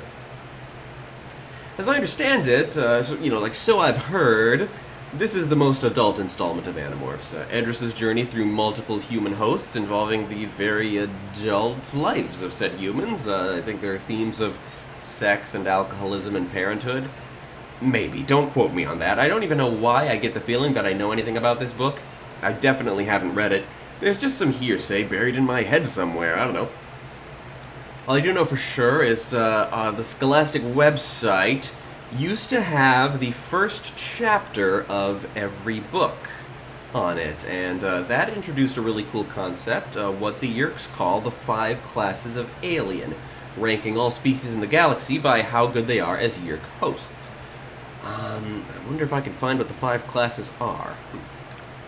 Nope, can't find it anywhere, though I did read the article about this book on the Animorphs wiki. I won't go into it, keeping to my honesty about this being what I remember about Animorphs. I'm gonna take a guess at the 5 classes. Now, I would say, it was class 3, which was those which are ideal hosts, but not plentiful, like the Hork-Bajir. Class 4, those that would be ideal hosts, but are too dangerous to try and infiltrate, like the Andalites. And Class 5 is aliens which are ideal hosts and plentiful enough to give hosts to multitudes of Yeerks, said class being purely hypothetical until they discover humans. And okay, if I had to guess, Class 2 are aliens which are physiologically impossible for Yeerks to infest, such species merely being background details throughout the series, such as Hodgebrins and Skritna. And Class 1 would be aliens which the Yeerks can and have infested but aren't super useful, like Geds and Taxons. I don't know. I don't know. Where would the Ongachiks fall in the system? They're another regularly mentioned background race. They don't have a home planet, and they're scattered around the galaxies, so the Yeerks don't have very many Ongachik hosts, but do use a bit of their technology. Yeah, I don't know. That's just another background detail. Shit, yeah, I really wish I could find the list. It was a great bit of world building. Really sums up the way Yeerks think. The details are eluding me, but, I mean, yeah, that's another thing that's just gonna gnaw at me forever. You know what? I wonder if those chapters are still on the Scholastic website, you know? That hasn't changed very much. Like, it still has a bunch of Droon stuff on it. 1 second. Like, this literally just occurred to me. This is not in the script. Hang on. Okay, I'm back. No, they do not still have the ability to read the first chapter of Visser on the Scholastic website. It seems the Scholastic website now only covers the re-releases, which are only as far as book 8. Well. Book 36, The Mutation. Title: Yes, there are mutants in this book. Cover: Jake morphs into an orca. He sure does. It's awesome, and you know this is one of the neater covers, you know, because with Jake he's in a wetsuit, and then the patterns turn into orca patterns, you know, which is not how morphing works, but it looks very cool.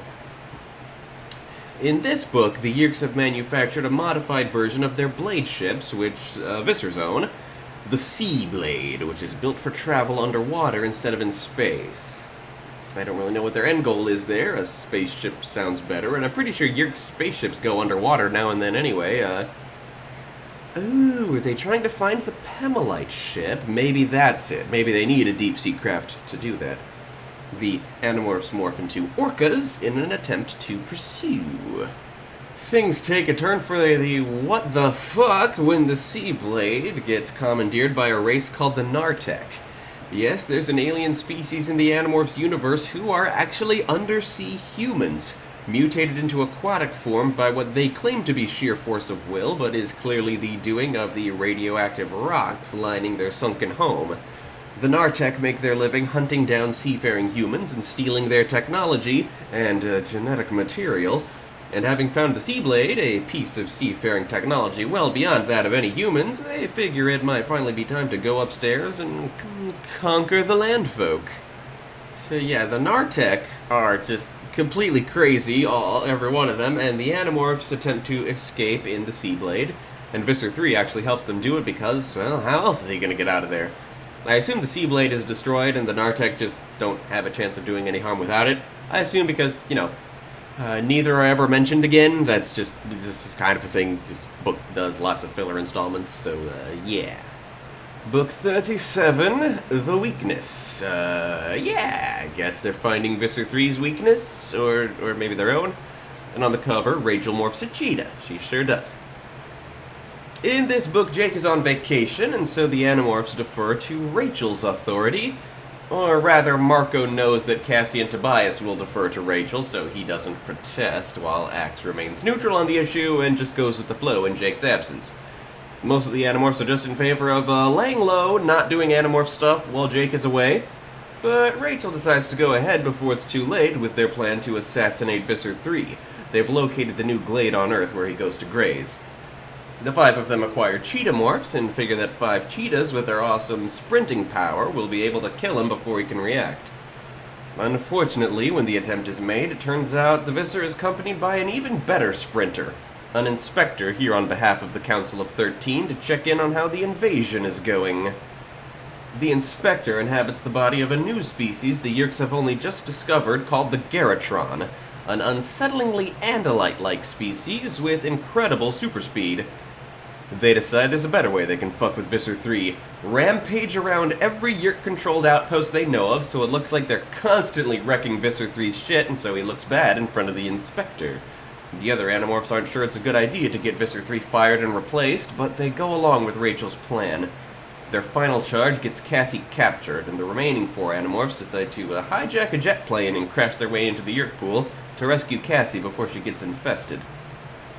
Marco uses his Cobra morph to poison and kill the inspector. Naturally, Visser 3 does nothing to save the guy, just lets him die, and fortunately no further Garrotron controllers ever appear because, yikes. In the end, Rachel is upset that her tenure as leader was such a disaster, but when Jake returns, he tells her, hey, there are still 6 Animorphs. Every caper that doesn't kill any of them is a good caper, which is what I said early on when I was, discussing the series. Book 38, The Arrival. People arrive for sure. On the cover, Axe morphs into a northern harrier, the small hawk, which is his signature raptor morph. Which he does all the time, but I guess at one point here he does so without any of the other Animorphs around, so why not?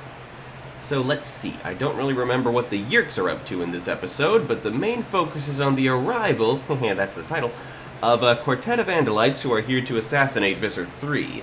They're the dregs of the Andalite military, here on a highly illegal, top-secret mission outside the jurisdiction of the Andalite government.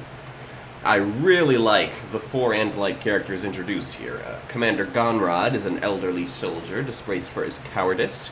Aloth is a badass mercenary and organ-legger and the designated assassin here. Our focus is on the other 2, one being Arbat, the brother of Alarin. I don't think I've mentioned Alarin yet, but he's been around. Alarin is the Andalite warrior whose body was infested by Visser 3.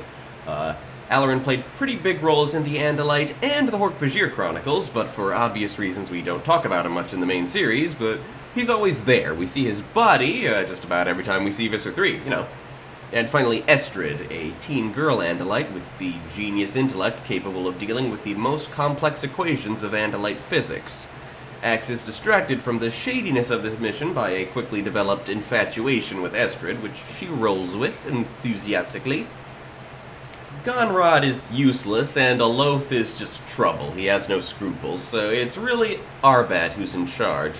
He has no interest in assassinating his brother. Instead, he intends to unleash Estrid's project, a quantum virus just like the one the Andalites unleashed on the Hork-Bajir, intending to just repeat that plan on Earth, killing off most of the human population so the Yeerks can't use their bodies.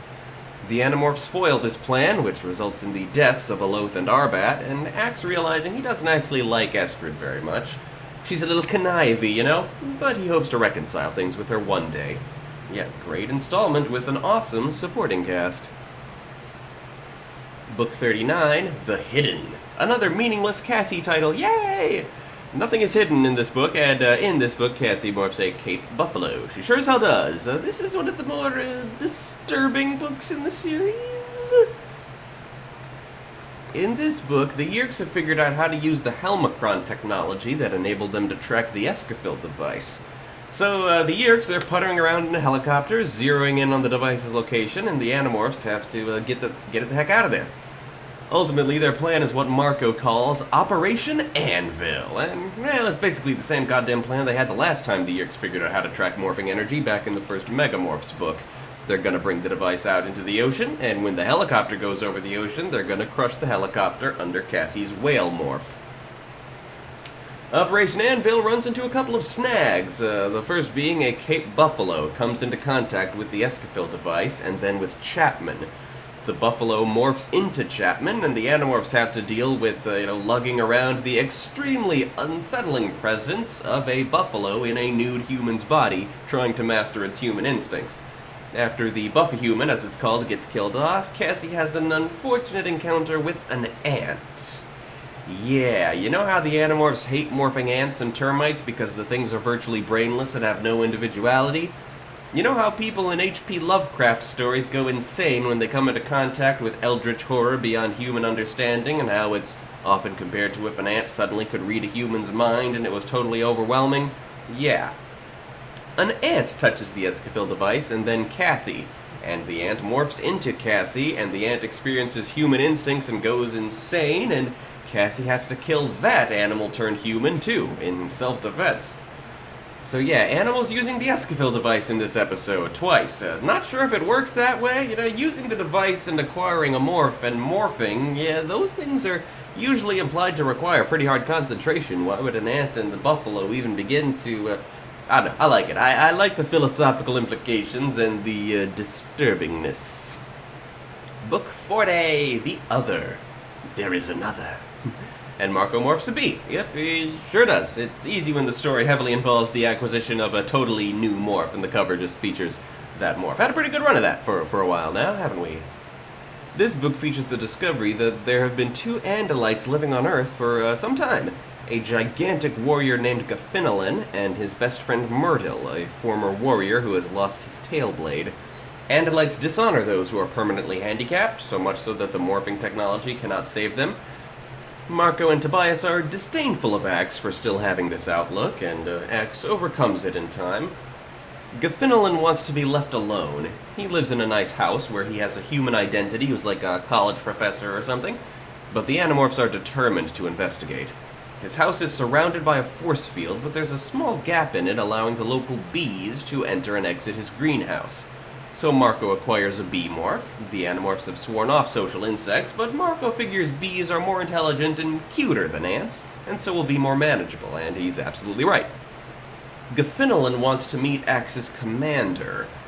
Axe notices the telltale signs that Myrtle is not the only one who is permanently disabled. Gaffinolin is suffering a genetic disease for which the only cure is to morph into a healthy Andalite and trap yourself in that form.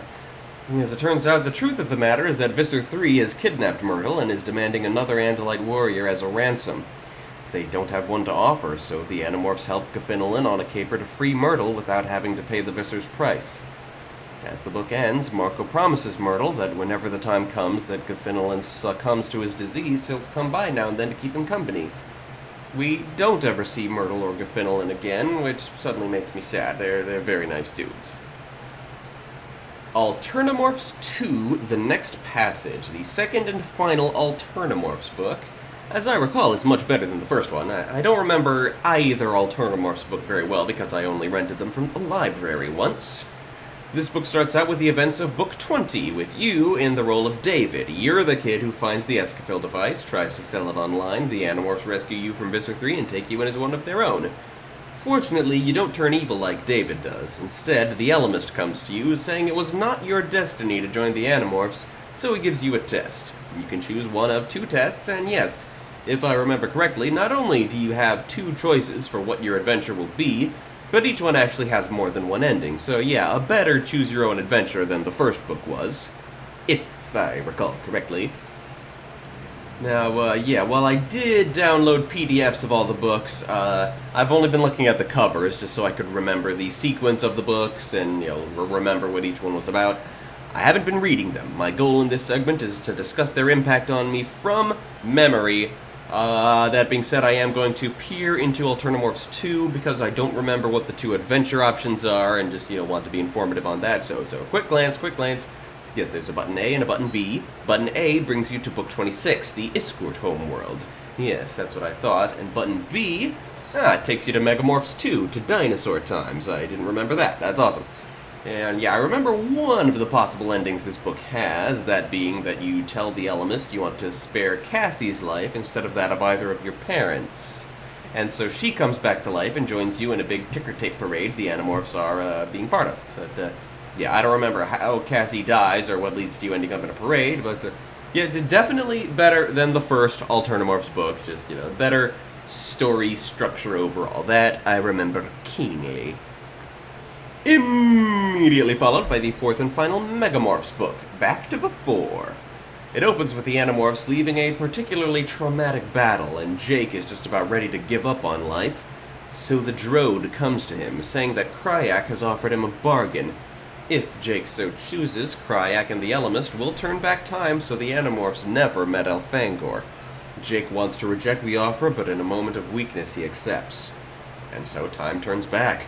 When the Animorphs are walking home from the mall on that fateful night, they take the long way around instead of the shortcut through the construction site. And so, life goes on. But of course, this bargain doesn't mean the Yeerks didn't show up. Tobias's miserable life leads to him joining the Sharing and being infested with a Yeerk. Visser 1 comes to Earth in the body of Marco's mother, wearing a disguise as she did in Book 30, but Marco still spots her and recognizes her, and he starts trying to find her with Rachel's help. Axe, meanwhile, is still in the Andalite ship that crash-landed in the ocean. We learn how he dealt with the weeks of isolation and captured the shark that he used in his escape. And with the help that came to him in the main timeline never comes, he decides he's waited long enough, morphs the shark, and escapes on his own. Axe finding himself the only person on Earth battling against the Yeerks, he decides to get himself on television and fully expose them, which results in the Yeerks beginning an all-out alien invasion. Ultimately, it's Cassie who thwarts this invasion, leading Jake, Rachel, and Marco against them. The Drood stops them before they can deal the death blow that defeats the Yeerks only weeks after they showed up. He realizes that despite the timeline reset, Cassie never lost any of her knowledge or memories of the real timeline. She's an anomaly, subtemporally grounded so that no matter how the timeline changes, she always knows the truth of where in space-time she belongs. From there, realization dawns on the Drood. Tobias and Axe being Elfangor's family members, Marco being the son of Visser 1's host body, and Cassie now revealed as a fascinating freak of nature who's immune to the manipulation of time. He realizes that the Elemist himself must have hand-picked the Animorphs, and the Elemist confirms it, having hinted it to Elfangor back in the Andalite Chronicles. The Elemist sets the timeline back to normal, with Cassie being the only one to have any memory of the events of this book. When the Droid approaches Jake with the offer once more, he simply withdraws the offer before Jake can succumb to weakness and accept it. Book 41, The Familiar. Maybe it's an ironic title. I'd have called it The Unfamiliar. Cover art, Jake morphs into an adult version of himself. I guess that's the only option. It's not a morph, per se, in the story. The flipbook element of this book sucked. You could hardly tell anything was happening. So this is a weird one. I feel like, I feel like it starts with Jake coming home and going to bed after a really traumatic battle, but that's exactly how Megamorphs 4 began, wasn't it? Would that happen 2 books in a row? I mean, obviously it's something that happened to them more than once, but still. Anyway, the next morning, Jake awakens in the future, in an adult body, in a world conquered by the Yeerks, not unlike the vision the Ellimist showed back in Book 7. Everyone recognizes him and expects him to be under Yeerk control, but he's not. So Jake explores this world and tries to figure out what's going on. Some of the Animorphs are dead, some are Yeerk-controlled, some are underground resisting the Yeerks. The most interesting thing, apart from assorted hallucinations Jake is having, which cannot be explained by being in the future, is that there is a new species of Yeerk-controlled alien creature called the Orph, who are the cops in these parts, and are quite strange alien with transparent skin and, if I recall correctly, Cyclops faces with extremely weird pupils and I think maybe an odd number of legs. I don't entirely remember their description. Anyway, I forget most of Jake's actions in this one, but he eventually awakens as himself again in the present, and a voice in his head says these were interesting results and humans bear further study. This entity is clearly neither the Ellimist nor Kryak, but is obviously something on their power level, something that doesn't know much about humans yet.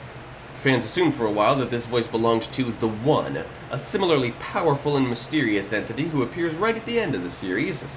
That would almost be how setup and payoff work, but Applegate eventually confirmed that these phenomena are unrelated. The One does indeed come completely out of nowhere, and the entity responsible for this episode has no explanation. So even by Animorph standards, this installment is extremely strange, but it's fitting with the themes of the final book, that being sometimes that's how life goes. More on that later. Book 42, The Journey. I like that title, it's kind of cheeky, the story is kind of a parody of like a fantastic voyage plot through the human body.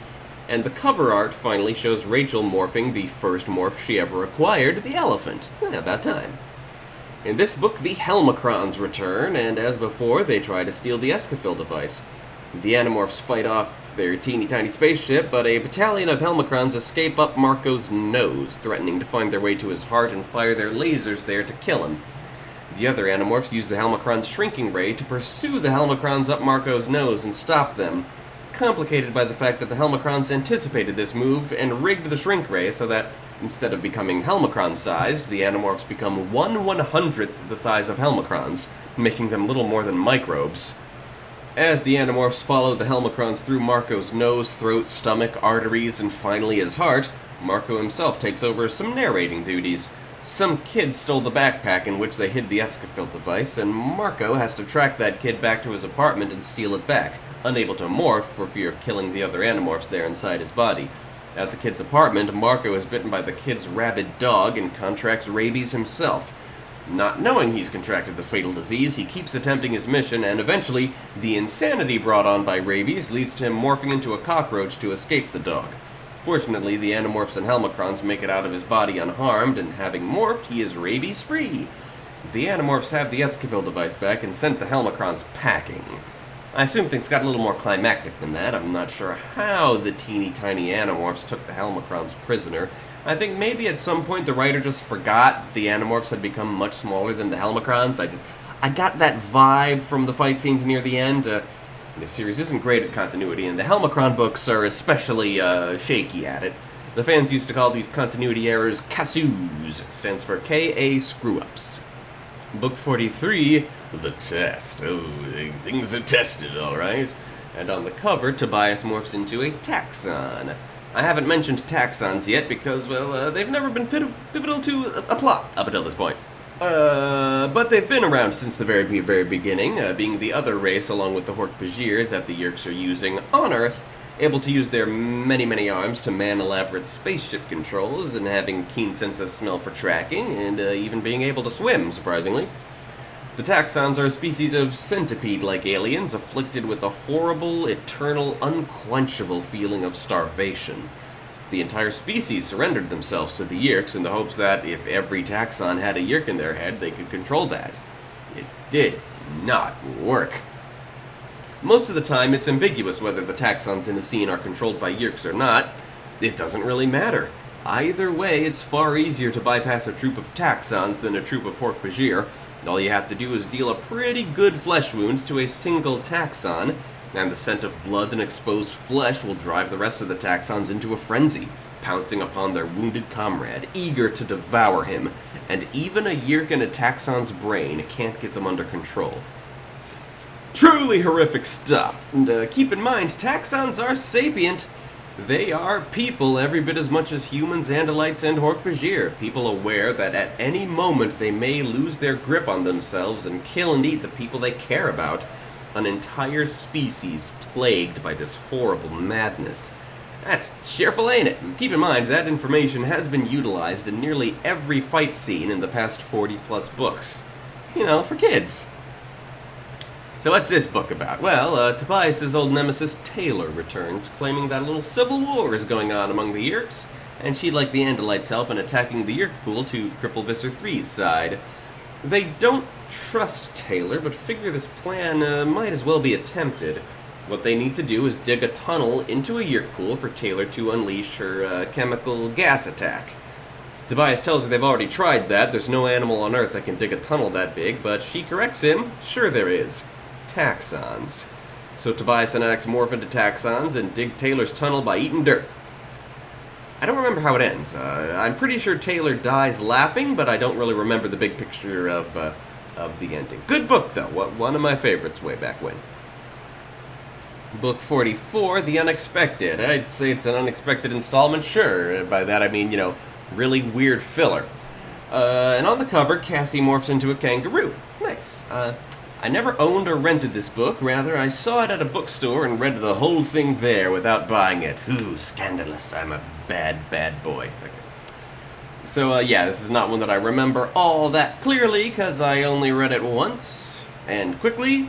But, Cassie somehow finds herself in Australia. Yeah. She helps some dudes on their ranch or whatever. Kangaroos are involved, because it's Australia. And I think somehow Visser 3 is there too, but yeah, I don't know, that's all I got. Book 45, The Revelation. Fitting title. This is the beginning of the end, and it starts with a revelation. The cover, however, is stupid. Marco morphs into an ant, which he does in the book only incredibly briefly as a demonstration of the fact that he can morph. And it's incredibly out of character for him to choose an ant for said demonstration, as he hates ants. He was more traumatized than anyone else by the first incident with morphing ants. There's no way he'd ever do so again. I figure he did that only because the cover art needed a morph that had never been on a cover before, and every other possibility in Marco's arsenal was spoken for on other covers. Good book, though, quite impactful. Let's talk about it. Let's see. So, Marco's dad, an astrophysicist, he seems to have discovered zero space. Marco is a little nervous that the Yeerks might be interested in the human who brings humans to that technology level, and, yeah. The details are really eluding me, but I think the Yeerks go after Marco's dad. They take Nora and either infest or kill her, and so Marco saves his dad and tells him everything. Let's see, the Chi help Marco and his dad fake their own deaths, and at some point Edris comes back. And she dies, and so Marco's mom is free, and Marco's parents are reunited, and they go to live with the Hork-Bajir in the valley, while Marco moves in with Axe and Tobias in the woods. It's all rather bittersweet. I really thought this synopsis would be longer and more detailed, because, like I said, we're at the beginning of the end here, but as it stands, I don't really remember how this goes. Book 46, The Deception. Nope, that doesn't make any sense at all. I don't know why they call it that, but look at this. Narrated by Axe instead of Jake. Getting the even rotation started right here at the beginning of the end. On the cover, Axe morphs a human soldier of some sort. He morphs a lot of human military guys over the course of this book. Basically, with the death of Edris, against all odds, the psychotic Visser 3 has been promoted to Visser 1 and put in charge of the Earth invasion properly. He doesn't go for open warfare yet, rather, Gosh, I'm having trouble remembering these later ones. I know Visser 2 shows up for the first time. He was mentioned in the visit to Lyra, but now he's here in human form doing human military stuff. And over the course of this caper, well, the Yeerks aren't totally exposed yet, but a bunch of Navy dudes definitely have to fight some Hork-Bajir, and they're reassured by the Animorphs because they're, you know, ordinary Earth animals. There's a lot of aircraft carrier stuff, you know, lots of military equipment seen in these later books that Applegate admits might have gotten some people suspicious while she was researching it. This one ends with Visser 2 surrendering to Axe because Axe threatened to, I'm not sure, cause some massive scale death, I guess? Maybe crash into the Yerk pool? I don't know. It ends with Visser 2 asking if Axe really would have done it, and Axe is just too traumatized by his own self to answer. Book 47, The Resistance. Yes, very resistancy. La Resistance. Cover, Jake morphs into a beaver. That's definitely a thing. Let's see, gosh. Yeah, I'm suddenly having a hard time remembering these later books in the series. Shit, well, I do believe they anticipate an attack by the Yerks on the Hork-Bajir Valley. Like, that's been discovered somehow, and the Yerks are going to rampage through the forest to get to the Hork-Bajir, so the Animorphs have to set up defenses. Cover morph being a beaver is because they morph beavers to build a dam. Set up like a... is it a flood of water or something to hold the Yerks back? Is that the plan? Because they're always stuck using very low-tech methods against the very high-tech Yerks, you know. You know how that goes, so the big picture of this book escapes my recollections, but it had plenty of interesting details. Most prominently, early on in the book, Jake finds the journal of one of his ancestors, one Isaiah Fitzhenry, who fought in the Civil War, or perhaps the Revolutionary War? Some war, sometime in American history anyway. And while Jake doesn't read the journal, multiple chapters pull away from Jake's story and tell Isaiah's story from his perspective. I've never been into historical fiction. Isaiah's segments made my eyes glaze over, and I always skipped them. Maybe coming at it in my adult life will help me see the parallels between Isaiah's war and Jake's, and why the heck that narrative device needed to happen. All I remember about Isaiah's story is at one point his decision to let some black men serve as soldiers alongside him, and yeah, I'm only remotely aware that that happens because it happened right at the end of a chapter, so I flipped past it while searching for the next Jake chapter. Other events include the Animorphs trying to evacuate some campers who will be in the Yerk's path. The only way to do that is to expose them to their alien stuff, which the campers take as solid proof of their lifelong belief that Star Trek is absolutely real. So yeah, they're nuts, and also one chapter ends with Toby ominously saying that the trees whispered to her that the Trekkies were coming. The one line of dialogue in the entire series that suggests that Hork-Bajir seers actually are mystical and clairvoyant in some manner, rather than merely having high IQs, so that's a thing.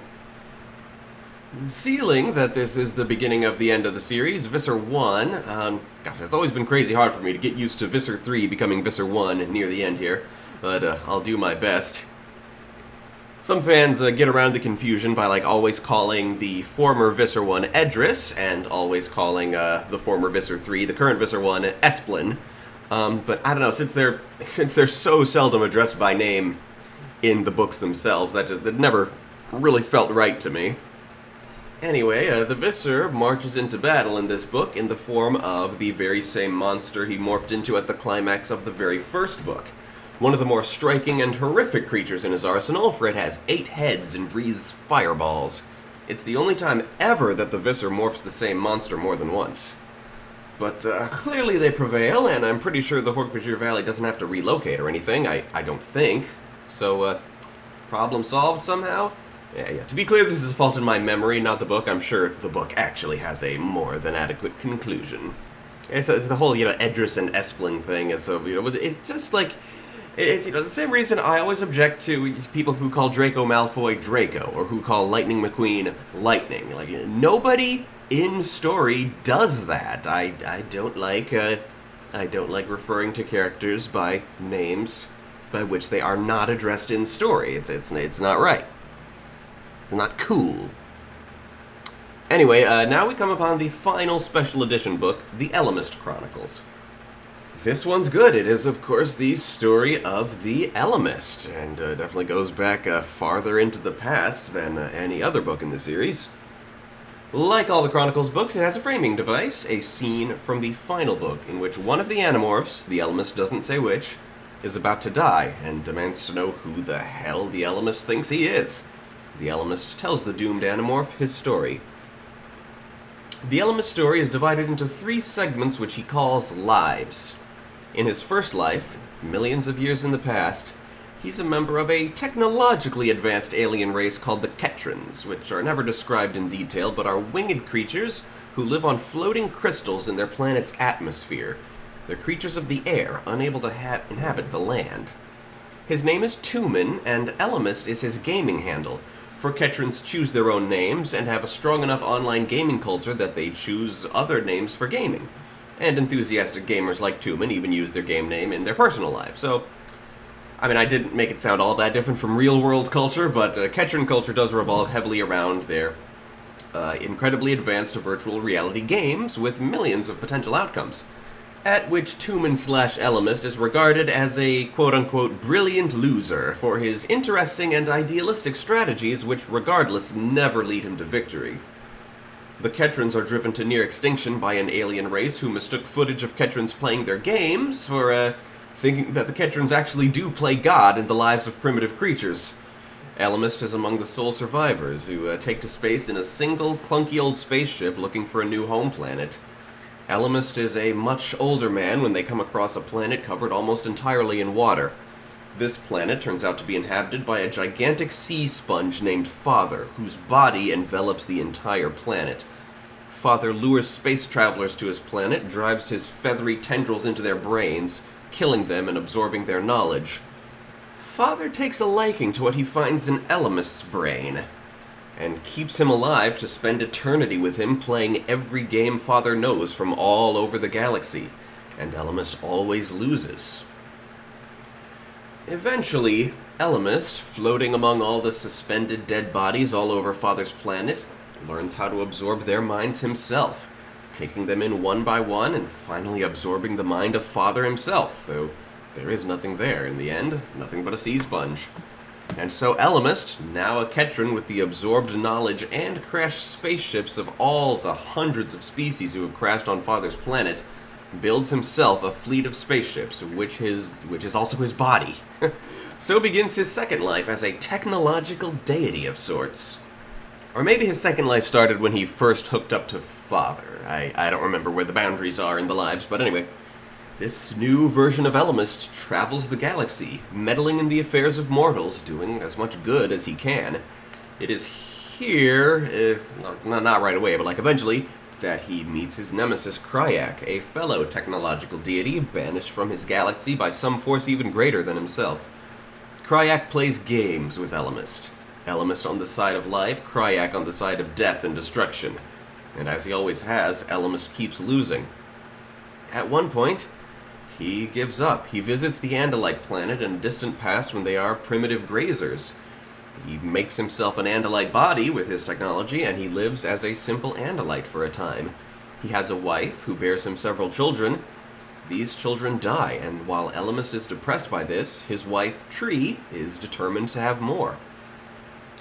It is thus that Elemist relearns the lesson that every crawling animal and squalid primitive knows. If you have many children, some will live. So Elemist seeds life all across the galaxy, including the Pemalites, creators of the Chi.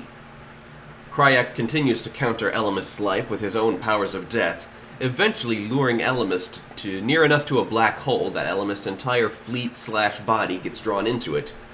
And in a freak accident, Elemist comes out of the black hole as the Elemist, the one we know, an actual deity with power over space and time, and so begins his third life. With his seemingly omnipotent powers, the Elemist is able to foil Kryak for a time, even preventing him from destroying Earth late in the age of dinosaurs. Spotting what Kryak has not, the small mammals which will one day give rise to civilization. While Elemist's transformation into a true god is an astronomically unlikely occurrence, quite literally it was an astronomical phenomenon, Kryak uses his technological prowess to figure out exactly how to make it happen again. And thus, Elemist and Kryak become two gods. Two equals, one good and one evil. They have no way now to fight each other, and so they shall play a game. The game will have rules, and in millions of years it will eventually have a winner. And so the two enemies proceed into their final game. Really fascinating stuff. This is one I'd definitely like to read again because, I'm safe to say it explores more corners of the Animorphs universe than any other installment in the series. There are probably so many glorious details I left out. Book 48, The Return. There certainly is a return. In retrospect, not a lot of characters return after the one book that focuses on them. On the cover, Rachel becomes Super Rachel. Again, not entirely a morph per se. Super Rachel merits some explanation. We will get there momentarily. This book is a pretty massive drug trip. In the early chapters, Rachel keeps on waking up in a world that's almost but not quite reality, and these nightmares always end in swarms of rats with gnashing teeth. Finally, she's brought to reality where she's imprisoned in a sewer. As it turns out, it's David who has trapped her there, still trapped in rat morph, claiming that he escaped that little rock island with the help of fellow intelligent rats. And clearly, Rachel is still in something of a dreamlike state, as it takes her a very long time to realize that doesn't make any sense and must also be a lie. And so David admits that it was actually Kryak who got him off the island. Kryak appearing in person before the Animorphs for the second and final time, as the Drood usually speaks for him. He's there too, though, the Drood, which I'm glad for. Kryak offers Rachel a bargain, the strength and power she craves, if she will serve him. He turns her into Super Rachel, huge and muscular, with steel claws and the power to morph into anything Rachel can imagine. He puts Super Rachel in single combat with Visser 1. As he gets his butt whooped, Visser 1 begs Kryak for the powers he has given this creature. Ultimately, Rachel refuses to kill Visser 1 on Kryak's terms, and Kryak departs, leaving Rachel her normal self again. This leaves Rachel alone with David, both of them abandoned by Kryak. David solemnly asks Rachel to kill him, but the book ends before Rachel tells us whether she did as he asked or not.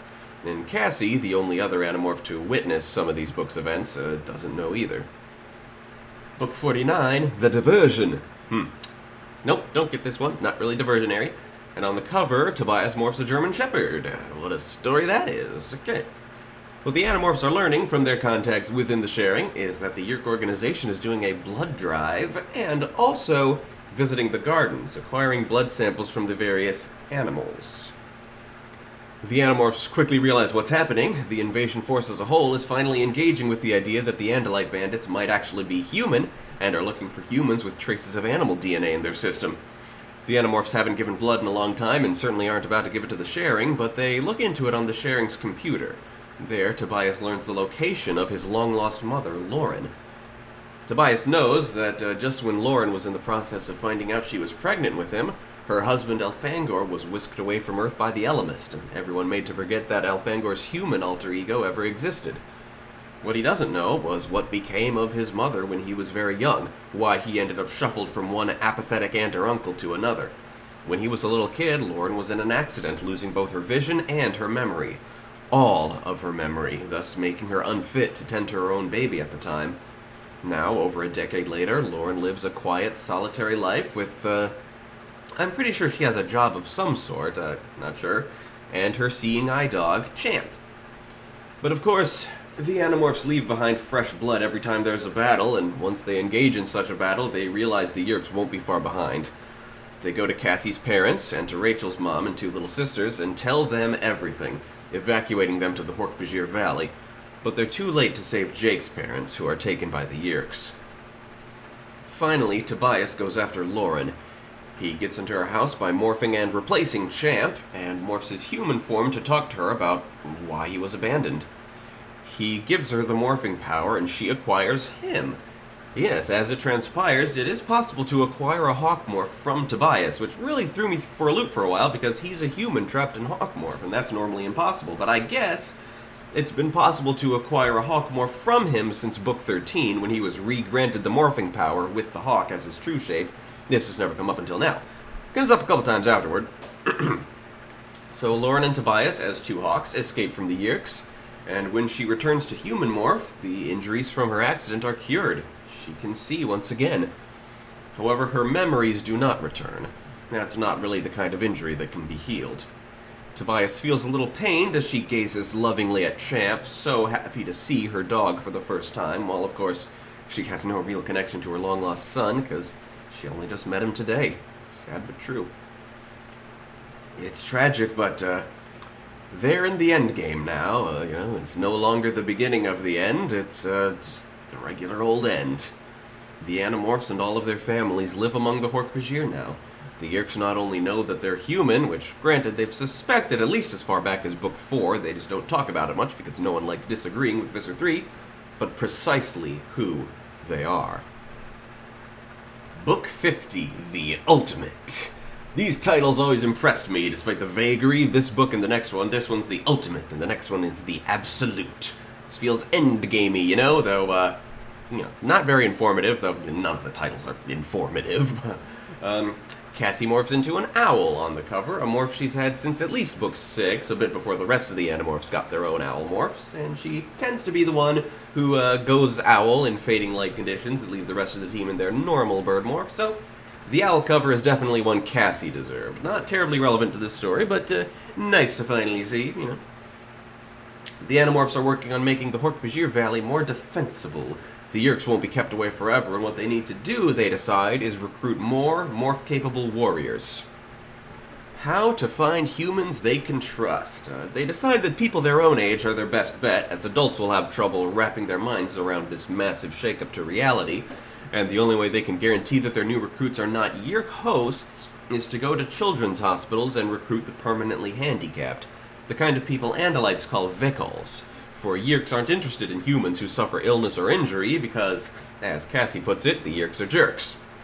Side note, I just remembered a detail about books 7 and 8 that eluded me back when I did the last Animorphs episode. I wondered why it didn't seem like more of a triumph when the Animorphs destroyed the Kandrona in book 7. It was when remembering this installment's premise that I realized what was up.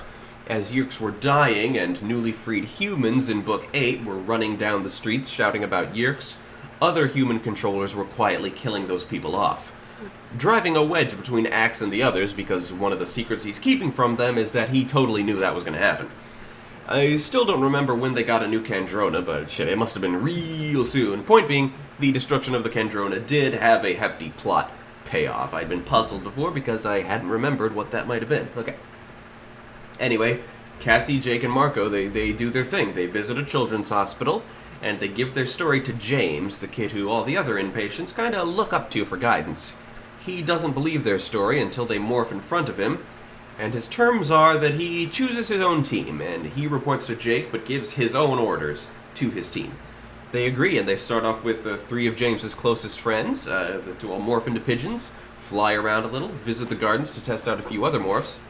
James is cured of his condition by morphing, but the others, who have congenital birth defects, are still unable to walk and only barely able to breathe. They put together a huge team that comes to be known as the Auxiliary Animorphs, recruiting most of James's residents and a few others at a school for the blind, and the time comes when they have to charge into battle, bringing a huge assortment of battle morphs into a warehouse where, I forget what the Yeerks are doing. Jake and Visser 1 have their first real conversation, the Visser now knowing Jake's identity and engaging as, equals and opposites. And Jake's brother Tom steals the Escafil device, and Jake in Tiger Morph goes after him. Cassie can't bear to watch Jake take Tom down, so her Wolf Morph chomps on Jake's leg and allows Tom to get away, thus giving away the access to the morphing technology to the Yeerks, driving a rift between Cassie and Jake that never fully heals. Book 51, The Absolute. Like I said, very endgamey. Marco morphs a duck. It's a brand new morph. I'm not entirely sure why they made the decision to be ducks, but it's effective and cool to see them still adding to their arsenal this late in the game. So by this point, a number of human controllers can morph, which makes the Yeerks an even bigger threat than they ever were before. It's quite scary. Marco has the notion of going to the state capital and informing the governor of the Yeerk threat, allowing them to expose it and get the entirety of humanity on their side. This is assigned to Marco, Tobias, and Axe, who have always been something of a disaster-prone power trio, even more so ever since Marco was forced to abandon his home earlier than the others and bunked with Axe for a while before they all headed to the valley. They morph ducks. Again, I don't remember why they decided to get some ducks, but they agree. They agree once they get started that they should have found morphs like this years ago. The raptors they've always used are primarily like soaring birds, riding the wind currents, and they get tired if they gotta flap too much. But things like ducks migrate all the time, and so it's much easier to flap their way to the state capital and meet with the governor. They do not know the governor's identity, which strikes one as weird, but granted, I've lived most of my life in Colorado and could not tell you in a million years who the governor of Colorado is or has ever been, but Still, I mean, they live in California. That's, I mean, kind of an important governor, one might think, maybe. Ah, heck if I know. I guess I defy anybody to figure out who the governor of California is when it's not Arnold Schwarzenegger. So they expose themselves to the governor, who they're surprised to find is a woman. And it's easy enough for her to believe them, since among other things, her husband turns out to be a controller and totally gives himself away. And, well, I don't remember the details. I think there were a few capers earlier in this book. Like, I know at some point here in the endgame, Marco steals a massive vehicle of some sort and demolishes Chapman's house with it. I think that's this book, or is this the one in which they kidnap Chapman and interrogate him as, like, purely a distraction? Nah, that must have happened earlier, because surely he still had a house then. Anyway, I remember the governor takes a liking to Axe, and that Marco morphs into the governor to keep her safe and ends up face-to-face with Visser 1 as the governor. And that eventually the governor and Axe go on TV to discuss the Yeerks in detail and bring everything all out in public. Book 52, The Sacrifice. Appropriate title? Couldn't tell ya. Axe morphs a raccoon on the cover, which is one he's never used before. I'm guessing he does it for something covert, you see? This is one of the 2 books in the series I have not read, so I don't know squat about it. I do know that in the next book, Cassie calls him out on the fact that he's been secretly in contact with the Andalite military, so clearly it must be this book that establishes that. And I'm not sure what the significance is, ultimately. The Andalites, as far back as Book 38, if I'm not mistaken, the Animorphs have known that the Andalites ain't coming to save Earth. It's been 3 years, and the Andalites have decided to focus every bit of their energy on some other military campaign of unknown nature called the Rackham-Garoo conflict. So, yeah, no idea what information this book contributes ultimately, just totally in the dark. Book 53, The Answer. Sensible title for a penultimate installment. It's all about finding the answer to ending the war. On the cover, Jake morphs an anaconda. The last new morph, it's pretty neat, but I kinda hate what the anaconda represents. We'll get into that. So the Yeerks have declared open war at this point. Their ships have descended upon the city and are burning it to ash. This has caused tension amongst the Animorphs, and Jake is determined to bring this war to an end. In one bout, he encounters a battalion of Taxons, led by Arbron, a character from the Andalite Chronicles who had not been seen nor mentioned since. An Andalite warrior who got himself trapped in his Taxon morph, a horrible fate, but he made the best of it. The Taxons, basically, they just don't want to be Taxons anymore.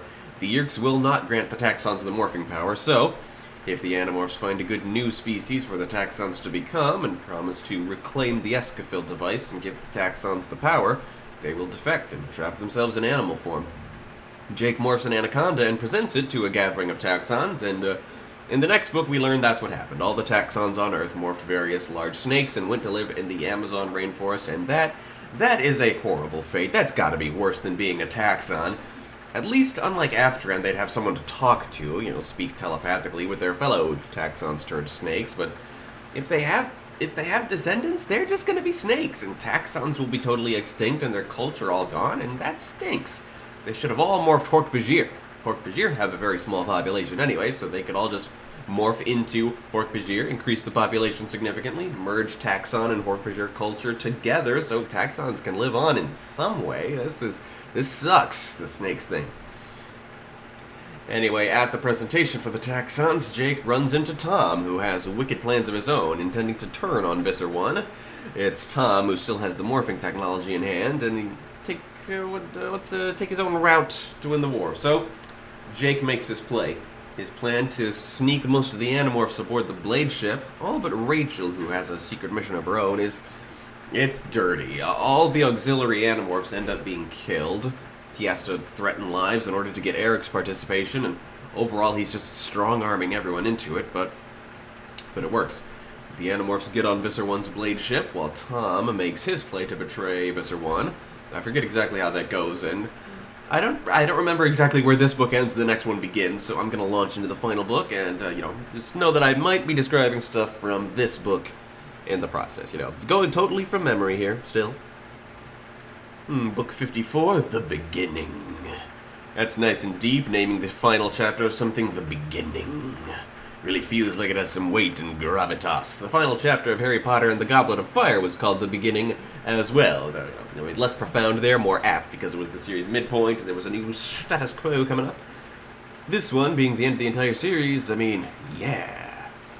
And on the cover of the final book, the 6 Animorphs recreate the cover of the Rolling Stones album, Hot Rocks. That's not a joke, just look at it. What else would you call it if not a tribute to the cover of Hot Rocks? I never owned this book, but I did get it as a library rental, so, I only read it one time and I don't recall the fine details. It's technically a Rachel book. She comes after Jake in the rotation, and she does indeed start this book off, but she doesn't last long. The first thing she does is reveal that the reason she wasn't with the others at the end of the previous book was that she's out to assassinate Tom. So while Tom on the pool ship video chats with the Animorphs, who are with Visser 1 on the Blade ship, Rachel successfully kills him, but another controller in the form of a polar bear corners her and kills her in return. In death, she speaks to the Elemist. It was she who was talking to him in the framing device of the Elemist Chronicles. After hearing his story, she asks him why she was in his stacked deck. Having no real connection to the war at large, as most of the Animorphs do, the Elemist admits that she and presumably Jake were more random additions, but he's glad they were there. She asks him if she made a difference, and he assures her she did. Satisfied, Rachel accepts her death. And from there, the other 5 Animorphs take over narrating duties, though I don't remember what information Tobias and Axe may have contributed, and I would have stated that I'm sure they don't have any chapters, if not for having glanced at this book's entry on the wiki and seen that it confirmed all 6 Animorphs provide narration in this book, so, So, yeah, either this is Jake taking over after Rachel's death, or maybe this bit actually happened at the end of the previous book. I can't recall. Jake has Visser 1 at his mercy, but to make absolutely sure the war is over, he ends his string of extreme actions throughout this finale with a truly heinous deed. He drains the pool ship into space, sending millions of Yeerks to their deaths all at once. Visser 1 surrenders, allowing Alarin to speak to the Andalites on Earth's behalf, though I don't remember why the Andalites are here now, or precisely what danger they pose, and so the Animorphs have won. At Rachel's funeral, Tobias flies away with her ashes and is never seen again. And from there, many years pass, and much changes throughout the universe, not all of which I have any recollection of, but let's see, what do I remember? Well, Axe has gone back to the Andalite military. He's now a very high-ranking commander prince who explores new territory. Marco has come into a great deal of wealth and fame for being the one Animorph willing to be in the public spotlight, but he is now blinded by nostalgia, looking back on the horrible war as the good old days. Cassie ultimately did not end up with Jake. Things just went cold at the end there. Only now do I understand why, now that I really think back with adult eyes on just how atrocious his deeds were in the final days of the war. And Jake, I forget exactly what the state of his life is in the future here, but he receives word that Axe has gone missing on his travels. And so he recruits Marco and a little crew of totally new characters, and they go out into this unexplored space where they find they're too late to save Axe. He has already been absorbed into the collective of some super powerful hive mind entity thingy called the One, who I alluded to back in Book 41. A new war is brewing as the One seeks to, I assume, assimilate millions more people and become even more almighty? Not sure. Jake gives the order to attack and the series ends. An ending so abrupt that Applegate immediately follows it up with a letter to the fans right then and there at the end of the book. It's a message she's followed up on, elaborated upon over the years, and I wholeheartedly agree with what she says about why the Animorphs went out the way they did. These books are about war, and if she didn't end it with some heroes dead, some with unforgivable deeds on their track record, some utterly broken inside, and another war on the horizon, she'd just be insulting the intelligence of everyone who ever appreciated the story for what it is. Because that's how these things go. I respect it. As I only read this book once, I've not had enough contact with this ending to have it really sink in for me, to really know if it was handled well, but in principle, her reasoning makes sense to me. So, if you're still with me, yeah, the actual point of the inspiration segment is to talk about my personal journey with the title. Let me try to think of the features of Animorphs which influenced me. Literary devices I first noticed here. It's hard to recall specifically. Such things have been a part of the fiber of my identity for so long, I don't know if I could possibly trace any of it back to Applegate's books, even on a reread. As mentioned, there's the violence. I didn't realize that such brutal violence was the kind of thing not generally found in children's stories, so I got in a little trouble for replicating it in my own writing as a kid, but I mean, the adult atmosphere of it all, well, ever since then I have very little patience for media that sugarcoats things for kids. I always want real stakes and real emotion, and I'm very glad when children's stories have the maturity to do that. The use of fonts is interesting. In most books, telepathy is indicated in the same way as internal thoughts, as italicized text.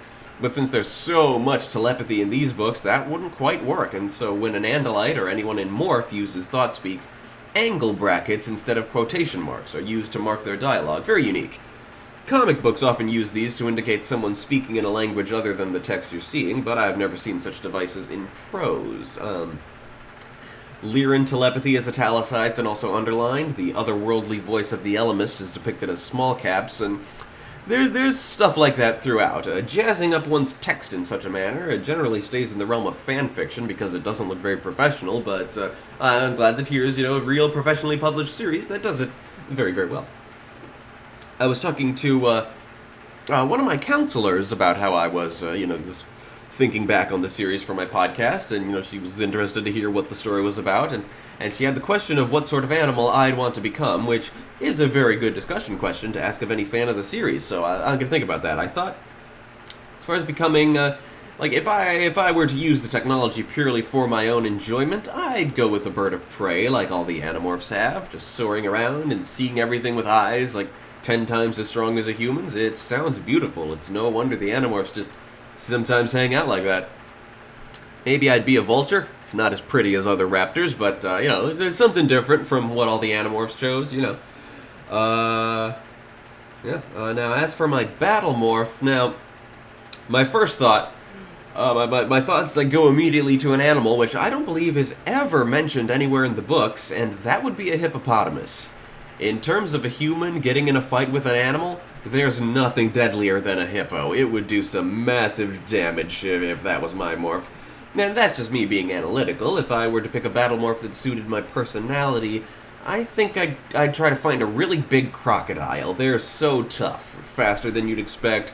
Their bite is insanely powerful, and I figure I have kind of a reptilian personality in that I prefer to just chill out and be unobtrusive, As for other utilities, like for seagoing, I think I'd want to be a pretty good shark. Axe has a tiger shark, and they all have hammerheads. I don't know, I'd find another species just to mix things up. Probably a great white, can't really beat that for, sheer size and power. And for my inconspicuous bug morph, I'd go with a roach. I don't like roaches, but the book sold me on their utility. And like everything, I think a lot about how I'd adapt this series to film or television. I'd want it to be an animated TV series because it's just too crazy to adapt to live action. There was a TV series on Nickelodeon that coexisted with the books, and it was live action and low budget, so there was just nothing interesting to see as far as morphing or aliens or travel. So, yeah, if I were to adapt it to television, actually, I don't normally like CGI animation as a medium, but I think Animorphs would work well in that kind of story. To tell the story, I definitely have Applegate work on the series and ask her what the heck was going on in her head at certain points. I definitely want to clear up some of the weird stuff in the books, some of the confusion. I definitely want to change the ending for Aftran and the Taxons. Trapping themselves as animals instead of people was just so fucking dumb and miserable. I can't let their stories end like that. Beyond that, I'm oddly light on voice casting ideas. I've seldom heard anyone in particular in my head when reading. I know Kevin Michael Richardson would be perfect as Visser 3/Alarin. As I mentioned, I would personally want to play the Droad. And one thing I thought would be really funny is if the Helmicrons were played by the two creators of South Park. There are a handful of shout-outs to South Park in the books, and I just think Matt Stone as the obnoxious and jabbering Helmicron females, and Trey Parker as the quiet and mellow Helmicron males would be really funny. The Animorphs themselves, well, they'd just have to be voiced by, young people.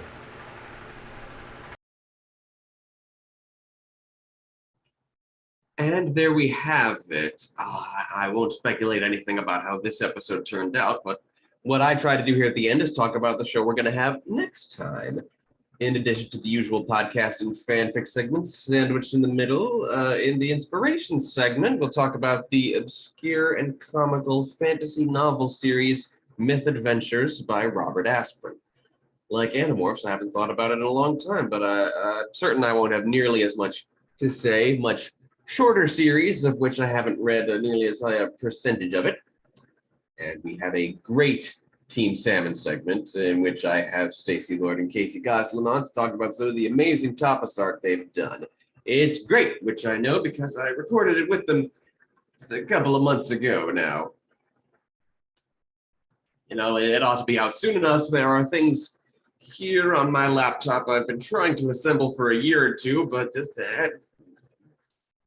not greater things to occupy my time, or just other things, I guess. It's the worst. All the flizzies, the flizzies and the flaggy deal going in my head here. But we're back. That's another podcast episode in the bag. And let's just see how that goes. Tapas and Stuff Productions is brought to you by our supporters on Patreon, including Knight Sadie Allen.